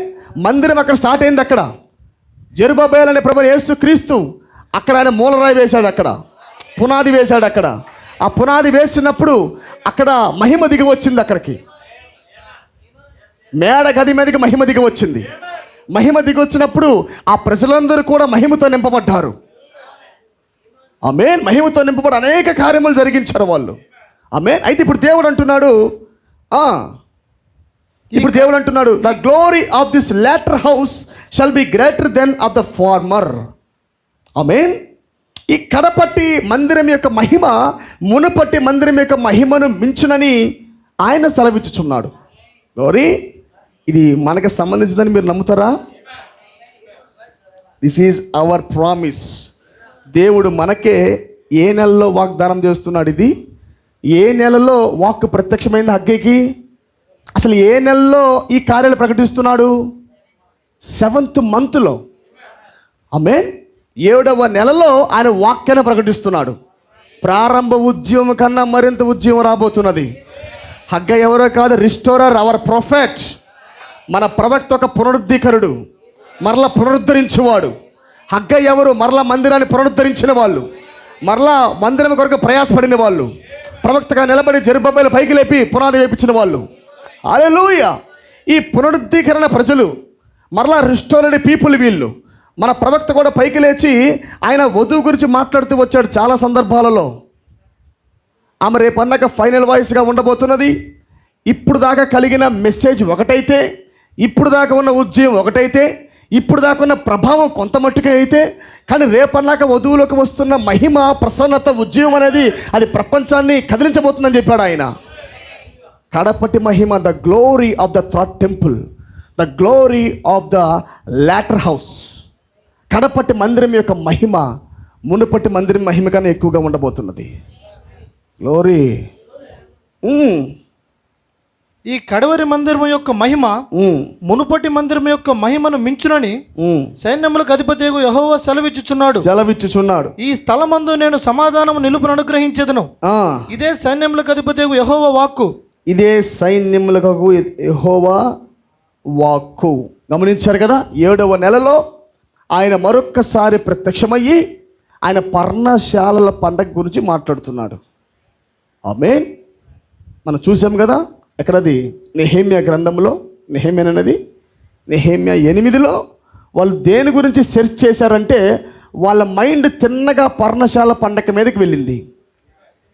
ఎందుకు వెళ్ళిందంటే దానికి ఒక లేఖనం కూడా ఉంది బైబిల్లో లేఖనం ఉంది. చెరలో నుంచి, ఐగుప్తులో నుంచి బయటకు తీసుకొని వచ్చిన తర్వాత ఆయన ఒక లేఖనం మాట్లాడాడు. ఆయన చెరలో నుంచి బయటికి వచ్చిన వాళ్ళు పర్ణశాల పండగ చేయాలంటాడు.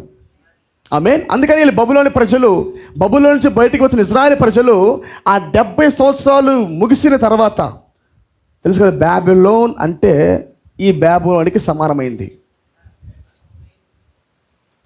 ప్రకటన గ్రంథము 18వ అధ్యాయంలో మీరు దాని పాపములో పాలి భాగస్తులు కాకుడి అని అంటాడు ఆయన. అన్నాడా? ఎప్పుడు? 7వ సంఘకాలం వచ్చేదాకా ఎవరు బయటికి రాలా దాని నుంచి. 70 ఏళ్ళు ముగిసేదాకా విడుదల లేదు. అదే ఇర్మియా ప్రవచించింది. 70 ఏళ్ళు ముగిసాక మాత్రమే విమోచన ఉంది. 7వ వర్తమానికుడు వచ్చేదాకా, 7వ సంఘ కాలంలో వర్తమానికుడు వచ్చి బయటికి రమ్మని చెప్పేదాకా మనకెవరికి కూడా దాని గురించి తెలియదు.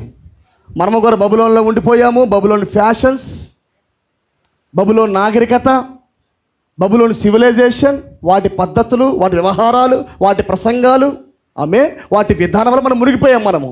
కానీ ప్రవక్త వచ్చి come out from the Babylon అన్నాడు ఆయన. బబులోన్ నుంచి వదిలి బయటికి రమ్మని చెప్పాడు ఆయన. అదే 18వ అధ్యాయంలో ఈ బబులోన్ నుంచి పిలిచిన ఇదే స్వరము స్పిరిచువల్ బబులోన్ నుంచి మనల్ని పిలిచింది ఇప్పుడు. పిలిచిన తర్వాత వాళ్ళు అడుగుతున్న ప్రశ్న ఒకటి, ప్రభువా పర్ణశాల పండగ ఏదో ఉందంట కదా. గ్లోరీ. నా మాట పట్టుకున్నారా? బయటికి వచ్చిన తర్వాత ఎజ్రా నిలబడ్డాడు, గ్రంథాన్ని ఇప్పాడు.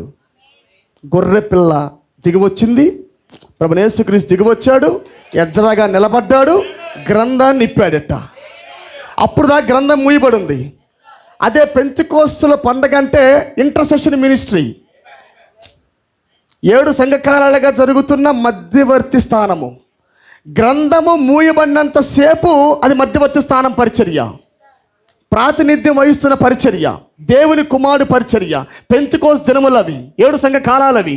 ఎప్పుడైతే ఎజ్రా గ్రంథాన్ని తెరుస్తున్నాడో అది గొర్రెపిల్ల కాలం. అది గొర్రెపిల్ల గ్రంథం విప్పుతున్న సమయం ఇది. ఆమేన్. అంటే ఈ పండగలో నుంచి మరో పండగలోకి ఇప్పుడు వీళ్ళు ప్రవేశిస్తున్నారు. ఆ మాట అర్థమైందా? ఈ పండగ ముగిసింది, మరో పండగలోకి ఇప్పుడు ప్రజలు ప్రవేశించారు. ప్రవేశించిన వెంటనే వాళ్ళు గ్రహిస్తున్నారు. నీ కింద చదివిపించాను కదా, ఎజ్రా ఇప్పాడు, కానీ అది అనువాదం చెప్పింది ఎజ్రా కాదు. బాగా చదువుకుని ఇంటికి వెళ్ళిన తర్వాత. గ్రంథం విప్పింది ఎవరు? ఎజ్రా. కానీ గ్రహింపు శక్తినిచ్చింది ఎవరు? ఎజ్రా కాదు. కిందన పేర్లు మీరు ఎందాడ బెదరు చదవలేక చదివాడు, చాలా పేర్లు ఉన్నాయి. ఆమేన్. ఆ చాలా పేర్లు ఉన్న వాళ్ళు వాక్యాన్ని చెబుతూ ఉన్నారు. గ్రంథంలో ఉన్న అసలైన అర్థాన్ని వాళ్ళు అక్కడ బోధిస్తూ ఉన్నారు. బోధిస్తూ ఉంటే వాళ్ళకి మరింత ఉద్యమం వస్తుంది, మరింత ఉత్సాహం వస్తుంది. పక్క దినము కూటమి పెట్టలా, వాళ్ళే వచ్చారు కూటానికి. మీటింగ్ పెట్టలా ఎజ్రా, పక్క రోజు కూటమి ఉందని చెప్పలా, వాళ్ళే పరిగెత్తుకొని వచ్చారు. మరలా గ్రంథాన్ని విప్పు అన్నారు. ఎజ్రా మరలా గ్రంథాన్ని విప్పాడు. ఆ గ్రంథం విప్పినప్పుడు వాళ్ళ దృష్టి పర్ణశాల పండగ మీదకి వెళ్ళింది. గ్లోరీ. మనం ఎప్పుడైతే క్రీస్తు దిగి వచ్చి గ్రంథాన్ని ఇప్పాడో మనం చూసే where is our vote bodies lord అన్నాం. మన వాక్య దేహాలు ఎక్కడున్నాయి ప్రభు అని అన్నాం మనము. అంటే గ్రంథం విప్పగా ఏం జరుగుతుంది? ఓట్ బాడీ యొక్క రెవల్యూషన్ నీకు వస్తుంది. అప్పుడు పర్ణశాలల పండగ అంటే వాక్య దేహం యొక్క ప్రత్యక్షత. This is the festival of the theophany. ఇది ఏ పండుగ? ఇది వాక్య దేహం పండుగ. ఇది ఆ పర్ణశాల పండుగలో దుఃఖం లేదు, జాయ్ ఉంది. ఏ పండుగ అది? హార్వెస్ట్ పండుగ. అది హార్వెస్ట్ కాలంలో, కోత కాలంలో జరుగుతున్న పండుగ. సంతోషకరమైన పండుగ, ఆనందకరమైన పండుగ, వాక్యాన్ని వింటున్న పండుగ. నేను చెప్పాను కదా, ఏలియా దగ్గరికి ఎవరు వచ్చారు? దూత వచ్చింది. లాస్ట్ టైం నేను చెప్పాను, ఏలియా బద్రీ వృక్షం దగ్గర పడుకొని ఉండగా దూత ప్రత్యక్షమైంది. ఎవరా దూత? ఎవరో కాదు, ఏలియా యొక్క థియోఫనీ. ఎవరు లేపుతుంది ఏలియాని? ఏలియా థియోఫనీయే లేపుతుంది. అయ్యగారు కొద్దిగా లేయి అంటుంది. ఏమైనా మనిషి అలసిపోయిందిగా దేహంలో, మరలా పడుకోండు, మరలా లేపింది, కొద్దిగా లేయి అంది. వాక్యాన్ని పెట్టింది అక్కడ.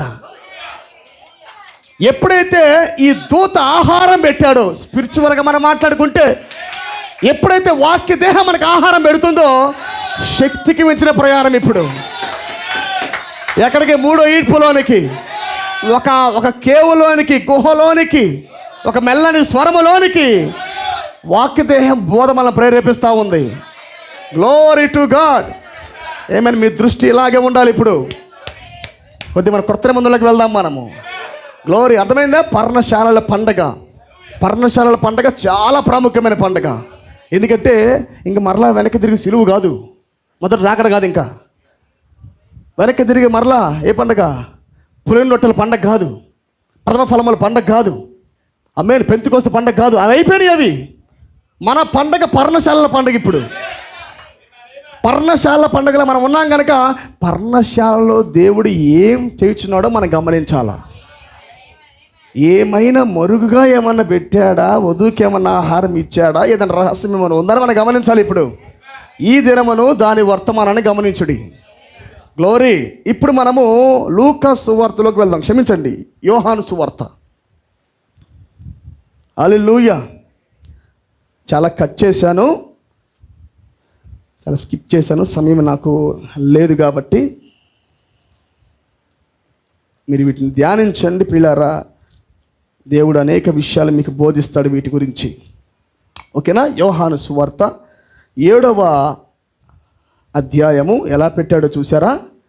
యోహాను సువార్త మరలా 7వ అధ్యాయములోనే ఆయన కొన్ని సంగతులు ఇక్కడ మనకు చూపిస్తూ ఉంటాడు.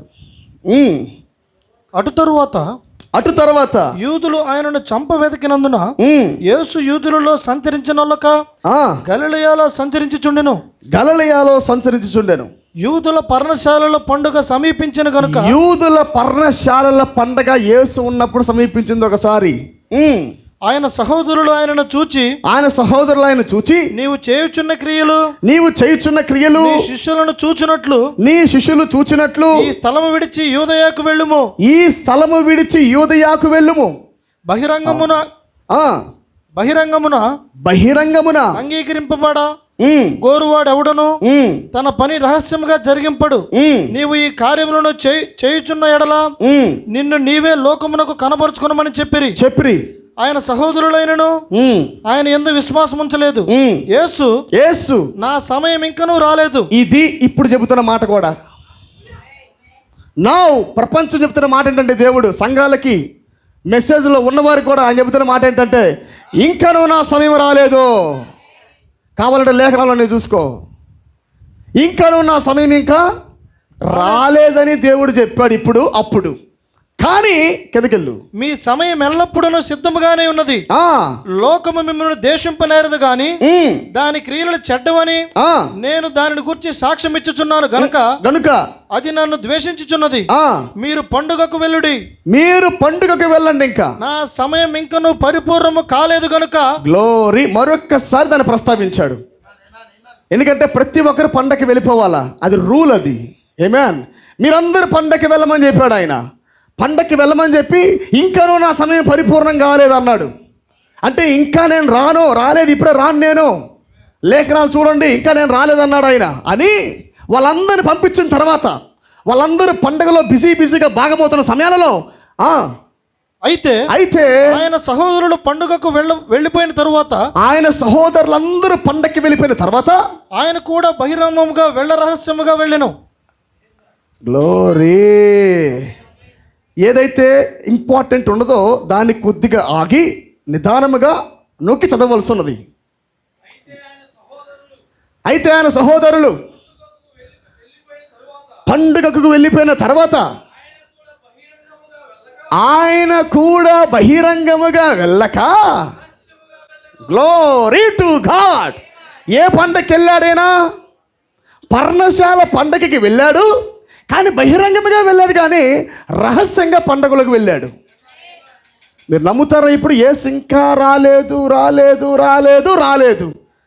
నిజంగానే వాళ్ళకు కూడా తెలియదు అని వచ్చాడని, సహోదరులకు కూడా.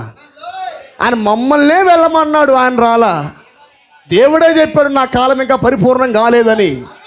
కానీ అలా మాట చెప్పేసి, తెలుసు కదా దేవుడి మాట, బయట ఒకటి లోపల ఒకటి, బయట కోడ్ ఒకటి, చేసే యాక్ట్ ఒకటి. బయట ఏమో ఒక మాట, లోపలేమో ఒక మాట. హల్లెలూయా. నేను రానులే కానీ మీరందరూ వెళ్ళిపోండి అన్నాడు. వాళ్ళందరూ పర్ణశాల పండగలో పాల్గొనడానికి వెళ్ళిన తర్వాత రహస్యముగా ఆ పండగలో ఆయన వెళ్ళాడు. గ్లోరీ. వీళ్ళందరూ పర్ణశాల పండగ వరకు వెయిటింగ్. ఆమేన్. అందరూ దానికి వెళ్ళమంటున్నాడు ఆయన, దానికి వెళ్ళండి అన్నాడు.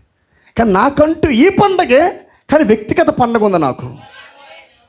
ఈ యూదులు పెట్టింది, ఈ పండగ పెట్టింది నేనే, కానీ నిజానికి ఆ పండగ యొక్క అసలైన అర్థం నేను. ఆమేన్. నేనే పర్ణశాల పండగ. హల్లెలూయా. Glory to God. ఇప్పుడు పర్ణశాల పండగలోకి దేవుడు వెళ్ళి ఏం చేస్తాడో మనం చూద్దాం ఇప్పుడు. ఓకేనా? కొద్ది జాగ్రత్తగా గమనించండి మీరు. ప్రస్తుత దినము జరుగుతున్న కార్యములు కాబట్టి మనం కొద్దిగా క్షుణ్ణంగా గమనించాలి వీటిని. పండుగలో యూదులు ఆయన ఎక్కడనే ఆయనను వెతుకుచుండిరి. మరియు జన సమూహములలో ఆయనను గూర్చి గొప్ప సణుగు పుట్టెను. కొందరు ఆయన మంచివారనరి, మరికొందరు కాడు, ఆయన జనులలో మోసపుచ్చువాడనరి. అయితే యూదులకు భయపడి ఆయనను గూర్చి ఎవడును బహిరంగంగా మాట్లాడలేదు. సగము పండుగ అయినప్పుడు యేసు దేవాలయంలోనికి వెళ్ళి బోధించుచుండెను. ఓకేనా? ఇప్పుడు పండగ అంటే ప్రియులారా, పండగ అంటే ఇప్పుడు మన జరుగుతున్న ఒక పండగ కాదు ఇది. పర్ణశాల అంటేనే నువ్వు, నీకు దేవుడికి జరుగుతున్న పండగ ఇది. నా మాట నమ్ముతారా? వ్యక్తిగతంగా వధువుకి దేవుడికి జరుగుతున్న పండగ. ఈ పండగలో ఎలా వచ్చాడు ఆయన? రహస్యంగా వచ్చేసాడు లోపలికి. బహిరంగముగా రాలా కానీ రహస్యంగా ఆయన వధువు లోపలికి పండగలో వచ్చేసాడు. అందరు బిజీగా ఉన్నారు, ఎవరికి వాళ్ళు బిజీగా ఉన్నారు. రహస్యంగా పండగలో జ్వరబడిన తర్వాత ఏం చేస్తున్నాడంటే, మొట్టమొదటి గుర్తుపెట్టండి, దేవుడు ఎవరిలోకైతే వస్తాడో నెక్స్ట్ స్టెప్ ఏంటంటే, చదువు బ్రదరు. సగము పండుగ అయినప్పుడు యేసు దేవాలయములకు వెళ్ళి బోధించుచుండెను. రైట్. యేసు లోపల ఎవడు ఉంటాడో, ఎవరిలో అయితే దేవుడు ఉంటాడో, యేసు ఎవరిలో అయితే ఉంటాడో వారి నోట జీవ జలపు ఓటలు ఉంటాయి. వారి కడుపులో నుండి నీళ్లు ఉబుకుతూ ఉంటాయి.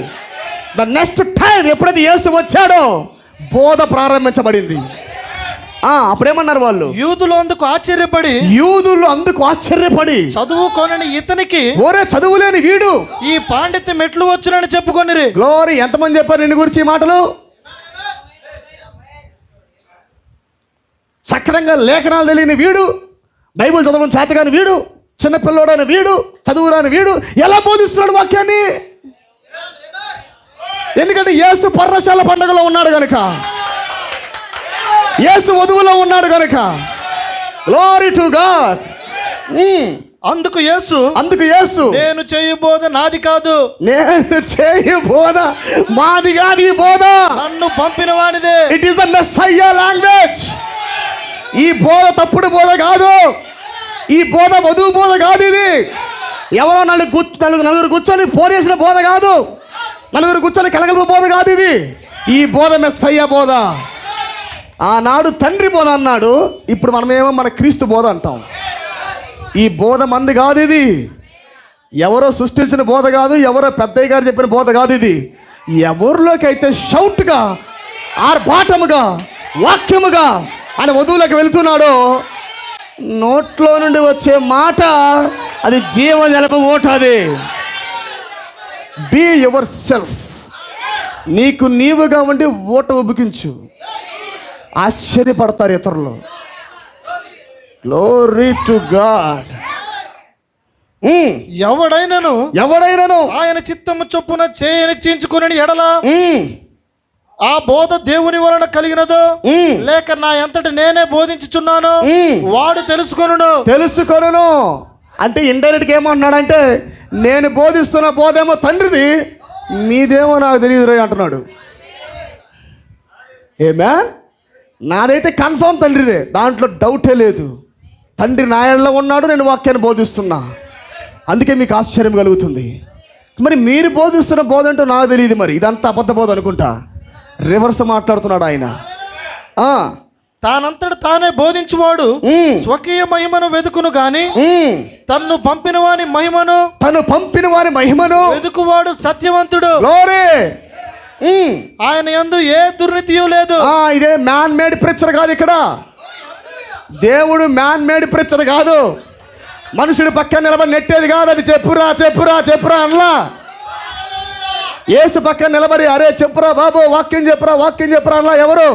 యేసే బోధకుడు. గ్లోరీ. ఇది బలగం 10 మంది పాస్టర్ల పక్కన కూర్చొని చెప్పలా యేసు. ఏమాన్, లోపల ఆర్భాటం ఉంది, లోపల మెస్సయ్య ఉన్నాడు, లోపల తండ్రి ఉన్నాడు, లోపల పరిశుద్ధాత్ముడు ఉన్నాడు. ఆమేన్. వాక్యాన్ని ఉప్పింపు చేయవాడు దేవుడు. గ్లోరీ.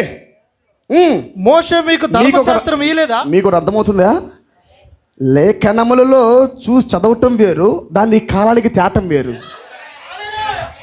దాన్ని ప్రవక్త ఉంది. ఎవ్రీ స్క్రిప్చర్, ప్రతి లేఖనాన్ని ఈ కాలానికి మూడేయుడే. ఆయన ప్రతి పండగలో దాక్కొని వెళ్ళా, ఇది పట్టుకోవాలి మరలా మీరు. ఆయన ఉన్నప్పుడే పస్కా పండగ జరిగింది, ఆయన ఉన్నప్పుడే పులిన రొట్టెల పండగ జరిగింది, ఆయన ఉన్నప్పుడే పర్ణశాల పండగ జరిగింది. క్షమించండి, ఆయన ఉన్నప్పుడే ప్రథమ ఫలముల పండగ జరిగింది, ఆయన ఉన్నప్పుడే పెంతెకోస్తు పండగ జరుగుతుంది. ఆ తర్వాత మరలా 7వ నెలకు ఆయన ఉన్నప్పుడే ఆమేన్ బూరల పండగ జరుగుతుంది. హల్లెలూయా. ప్రాయశ్చిత్త పండగ జరుగుతుంది. కానీ ఈ 6 పండగల్లో దేవుడు దాక్కొని వెళ్ళా.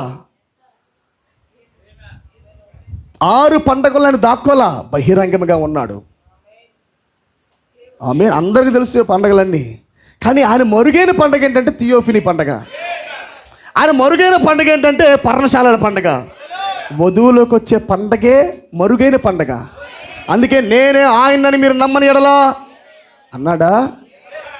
ఆ మరుగు, ద మిస్టరీ, ఆ ఫోల్డ్ బయలుపరచబడటం, తండ్రి స్వయముగా క్రీస్తులకు కుమారుల్లోకి వెళ్ళటం, కుమారుడు స్వయముగా వధువుల్లోకి వెళ్ళటమే గొప్ప మిస్టరీ. ఇది రహస్యముగా పండగలోకి జొరబడుట, రహస్యముగా వధువులోకి జొరబడుట. To God. ఎప్పుడు 7వ నెల, ఇదే రైట్ టైం ఆయన జ్వరబడే సమయము. తర్వాత మళ్ళీ జ్వరబడ్డా ఆయన, ఇదే రైట్ టైం. ముందు కూడా వెళ్ళాడు మరలా. ఆమేన్. కరెక్ట్ ఎగ్జాక్ట్ టైంకి వస్తాడు ఆయన. తర్వాత మోషే మీకు ధర్మశాస్త్రం ఇయ్యలేదా? మోషే మీకు ధర్మశాస్త్రం ఇయ్యలేదా? అయినను మీలో ఎవడునూ ఆ ధర్మశాస్త్రమును కైకొనడు. మీరెందుకు నన్ను చంపజూచుచున్నారని వారితో చెప్పాను. ఇవన్నీ మనవే. ఆమేన్. ఆనాడు మోషే, ఈనాడు ప్రవక్త. ఓకేనా? ఆనాడు మోషే గ్రంథం మీకు ఇవ్వలేదా అని అన్నాడు. విలియం బ్రాన్ పుస్తకం మీ దగ్గర లేదా అని వధువు అంటుంది. ఒకవేళ నిజంగా మీరు కానీ క్షుణ్ణంగా చదివినట్లయితే నన్ను గుర్తుపట్టేవాళ్ళేగా అని ఆయన అన్నాడు. ఈనాడు బయలుపడగలిగిన మీరు కూడా అంటారు. రాజీ పడే బోధ కాదు ఇది. కంఠం మీద కత్తి పెట్టినా అది పౌలు కంఠం మీద కత్తి పెట్టినా నరుగుతూ అన్నాడు. నరిగితే నరుక్కో, రాజీ పడితే మాత్రం లేదు. ఎవ్వరూ వాక్యాన్ని ఆపలేరు, ఎవ్వరు వాక్యాన్ని బంధించలేరు. రైట్, ముందుకెళ్దాం మనము.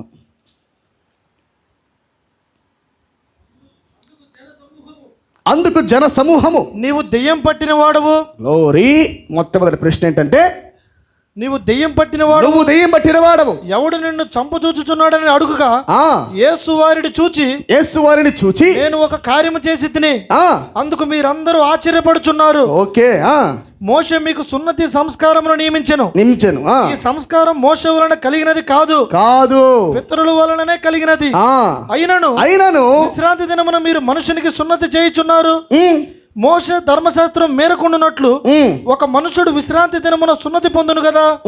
ఇట్లుండగా నేను విశ్రాంతి దినమున ఒక మనుషుడిని పూర్ణ స్వస్థ గలవానిగా చేసినందున మీరు నా మీద ఆగ్రహపడుచున్నారేమి? ఓకే, ఇవన్నీ మీరు కొద్దిగా లేట్ అవుతుంది కాబట్టి ఇంటికి వెళ్ళా చదువుకొని పిల్లారా. ఓకేనా? ఎవ్రీ లేఖనం మనం చదువుకుంటూ వెళ్తే చాలా బాగుంటుంది, అది చాలా వండర్ఫుల్గా ఉంటాయి.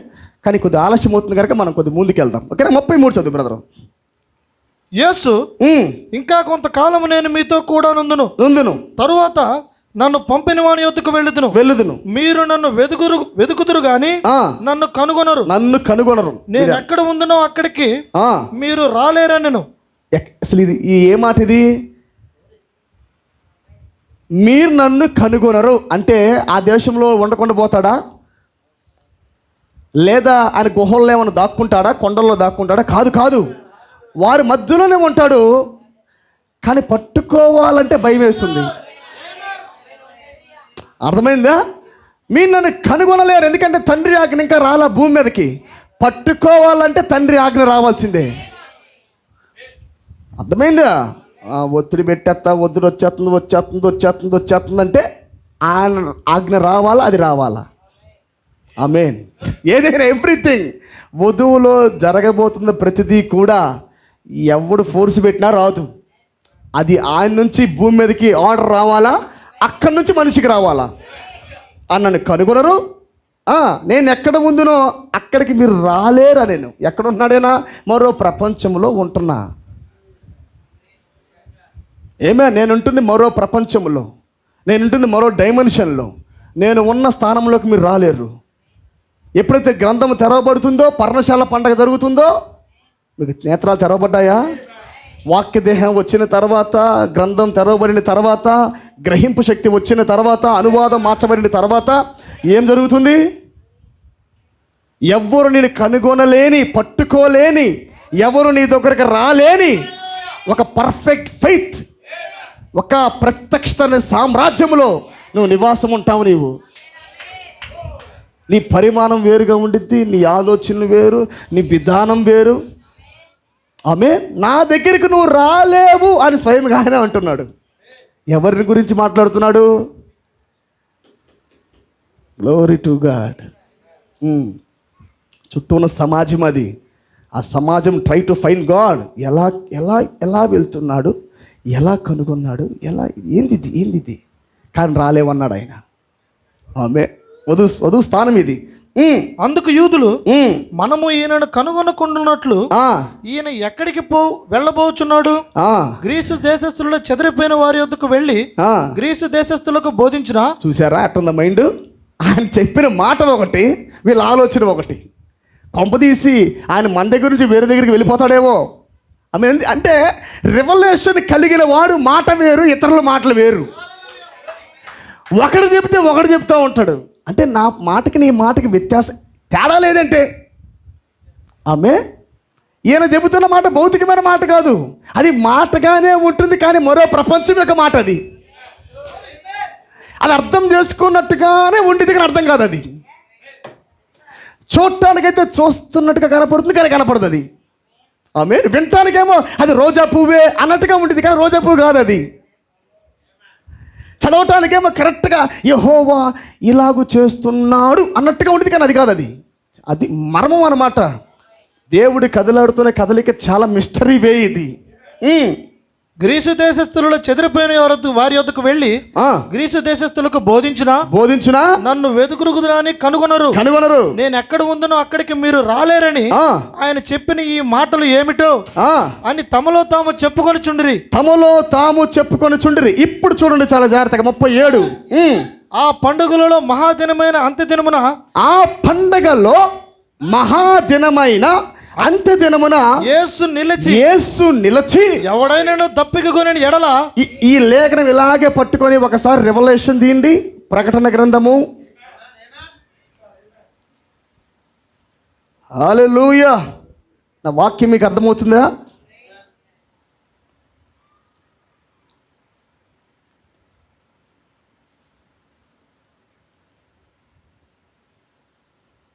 ఆత్మయు పెండ్లి కుమార్తె రమ్మని 22:17. ఆత్మయు పెండ్లి కుమార్తెయు రమ్ము అని చెప్పుచున్నారు. ఒకసారి దీని 22:17 చివరి పేపర్, అది బైబిల్ యొక్క చివరి పేపర్. ఆత్మయు పెండ్లి కుమార్తెయు రమ్ము అని చెప్పుచున్నారు. వినువాడును రమ్ము అని చెప్పవలను. దప్పిక కొను వారిని రానిమ్ము. ఎవరికైతే ఆ కాలములో వాక్యము కొరకు దప్పిక ఉన్నదో వారిని రానిమ్ము. ఇచ్చేయించు వారిని జీవజలములు ఉచితముగా పుచ్చుకొననిమ్ము. గ్రంథము తెరవబడిన తర్వాత దాహం పుట్టుకొస్తుంది. ఎవరైతే గ్రంథము పొందారో, ఎవరైతే వాక్య దేహాన్ని పొందారో, ఎవరైతే అంత్య దినమందు ఆ పండగలో ఉన్నారో, యేసుతో ఉన్నారో, జీవ జలములు ఉబుకుతా ఉన్నాయి వారి లోపల. ఇప్పుడు లేఖన భాగం చదవండి, యోహాను సువార్త. ఎవడైనాను దప్పిక కొనని ఎడల. 37. ఈ పండుగలలో మహాదినమైన ఈ పండగ అంటే అప్పుడుది, ఆ పండగ అంటే ఇప్పుడుది. ఆయన ఏమన్నాడు? ఈ పండగలో అనలా, ఆ పండగలో అన్నాడు. గ్లోరీ. పట్టుకున్నారన్నమాట. ఆయన ఈ పండగలో అని అంటూ అక్కడ నిలబడి, ఈ అంటే ఇక్కడ, ఆ అంటే అక్కడ. ఆయన దేని గురించి మాట్లాడుతున్నాడు? ఇప్పుడు పండగ, రెండో రాకలో జరుగుతున్న పండగ. ఇది ఏ పండుగ? ఇది ఇంతకీ పర్ణశాల పండగ అంటే చూడండి. ఇప్పుడు చూడండి ఒకసారి. ఆ పండుగలలో మహాదినమైన అంత్యదినమున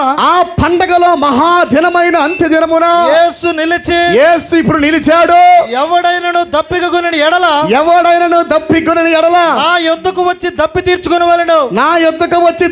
తీర్చుకొనవలెను. నా యందు విశ్వాసం ఉంచువాడు లేఖనములు చెప్పినట్లు వాడి కడుపులో నుండి జీవజల నదులు పారునని బిగ్గరగా చెప్పెను. ఏమే? తన యందు విశ్వాసం ఉంచు వారు పొందబోవు ఆత్మను గూర్చి ఆయన ఈ మాట చెప్పెను. యేసు ఇంకను మహిమపరచబడలేదు గనుక ఆత్మ ఇంకను అనుగ్రహింపబడి ఉండలేదు. గ్లోరీ. హల్లెలూయా. మీరు వాక్యం ప్రకటిస్తూ ఉండగానే ఆత్మ లోపలికి వచ్చి, ఆత్మయు పెండ్లి కుమార్తె. ఆత్మ వేరుగా కాదు, పెండ్లి కుమార్తె వేరుగా కాదు. అదే నా లేఖనం చెబుతుంది. ఇంకా యేసు మహిమపరచబడలేదు గనుక ఇంకా ఆత్మ ప్రజల్లోకి వెళ్ళాల. కానీ మహిమ జరిగిన తర్వాత ఆయన ఆత్మ ప్రజల్లోకి వెళుతుంది. ఈ దినమందు, ఆ పండగలో, మహాదినమైన అంత్యదినమందు జరగబోతున్న పండగలో ఆయన ఆత్మ ప్రజల్లోకి వెళుతుంది. ఆయన ఆర్భాటం ప్రజల్లోకి వెళుతుంది. ఎప్పుడైతే వాక్యం ప్రజల్లోకి వెళుతుందో వారి కడుపులో నుండి జీవజలపు ఊటలు వస్తూ ఉంటాయి. వచ్చిన తర్వాత ప్రజలు ఏమంటారు ఒకసారి మనం కింద చూసి ముగించుకుందాం మనము. గ్లోరీ. జనసమూహంలో కొందరు ఈ మాటలు విని నిజముగా ఈయన ఆ ప్రవక్తయే, నిజముగా ఏమా వధువే అనిరి. మరికొందరు ఈయన క్రీస్తే బుద్ధిగల కన్యకనిరి. మరికొందరు ఏమి క్రీస్తు గలిలయ నుండి వచ్చునా, క్రీస్తు దావీదు సంతానములో పుట్టి వస్తే అలాగొస్తాడా? అట్ట రాడాయన. వధువు అని చెప్పుకున్న వాళ్ళు ఎప్పుడు అట్లా ఉండరు. ఆమేన్. ఇట్లా ఎప్పుడు పట్టరు వాళ్ళు. ఎప్పుడు ఈ ప్రాంతంలో అసలే బయటికి రారు వాళ్ళు. తర్వాత క్రీస్తు దావీదు సంతానములో పుట్టి దావీదు ఉండిన బెత్లెహేము గ్రామములో నుండి వచ్చునని లేఖనము చెప్పుటలేదా అనిరి కాబట్టి ఆయనను గూర్చి జన సమూహములలో భేదము పుట్టెను. చూసారా, ఆయనను గూర్చి జన సమూహములలో భేదములు పుట్టెను. పుట్టడానికి కారణం ఏంటి? వాక్య ప్రకటన. ఆ పండగలో మరుగై ఉండి ప్రసంగిస్తున్న వాక్యాన్ని బట్టి వాళ్ళు ఆశ్చర్యపడుతున్నారు. దీన్ని బట్టి వాళ్ళ జనములలో భేదాలు పడుతూ ఉన్నాయి. హల్లెలూయా. వారిలో కొందరు ఆయనను పట్టుకొని తలచిరి గాని ఎవడును ఆయనను పట్టుకొనలేదు. ఎవడును వధువును పట్టుకొనలేరు. పైనుంచి దేవుని చిత్తం భూమి మీదకి వచ్చి జరిగించేదాకా, దేవుని బూర మ్రోగి ఎత్తబాటులోకి తీసుకెళ్లేదాకా ఎవడు నిన్ను పట్టుకోలేడు. అందుకే ప్రొఫెట్ అన్నాడు, అనుబాంబు నిన్ను తాకలేదు. ఏ దైవపు శక్తి నీ మీదకి రాలేదు, ఎందుకంటే నువ్వు అభిషేకించబడిన దానవు.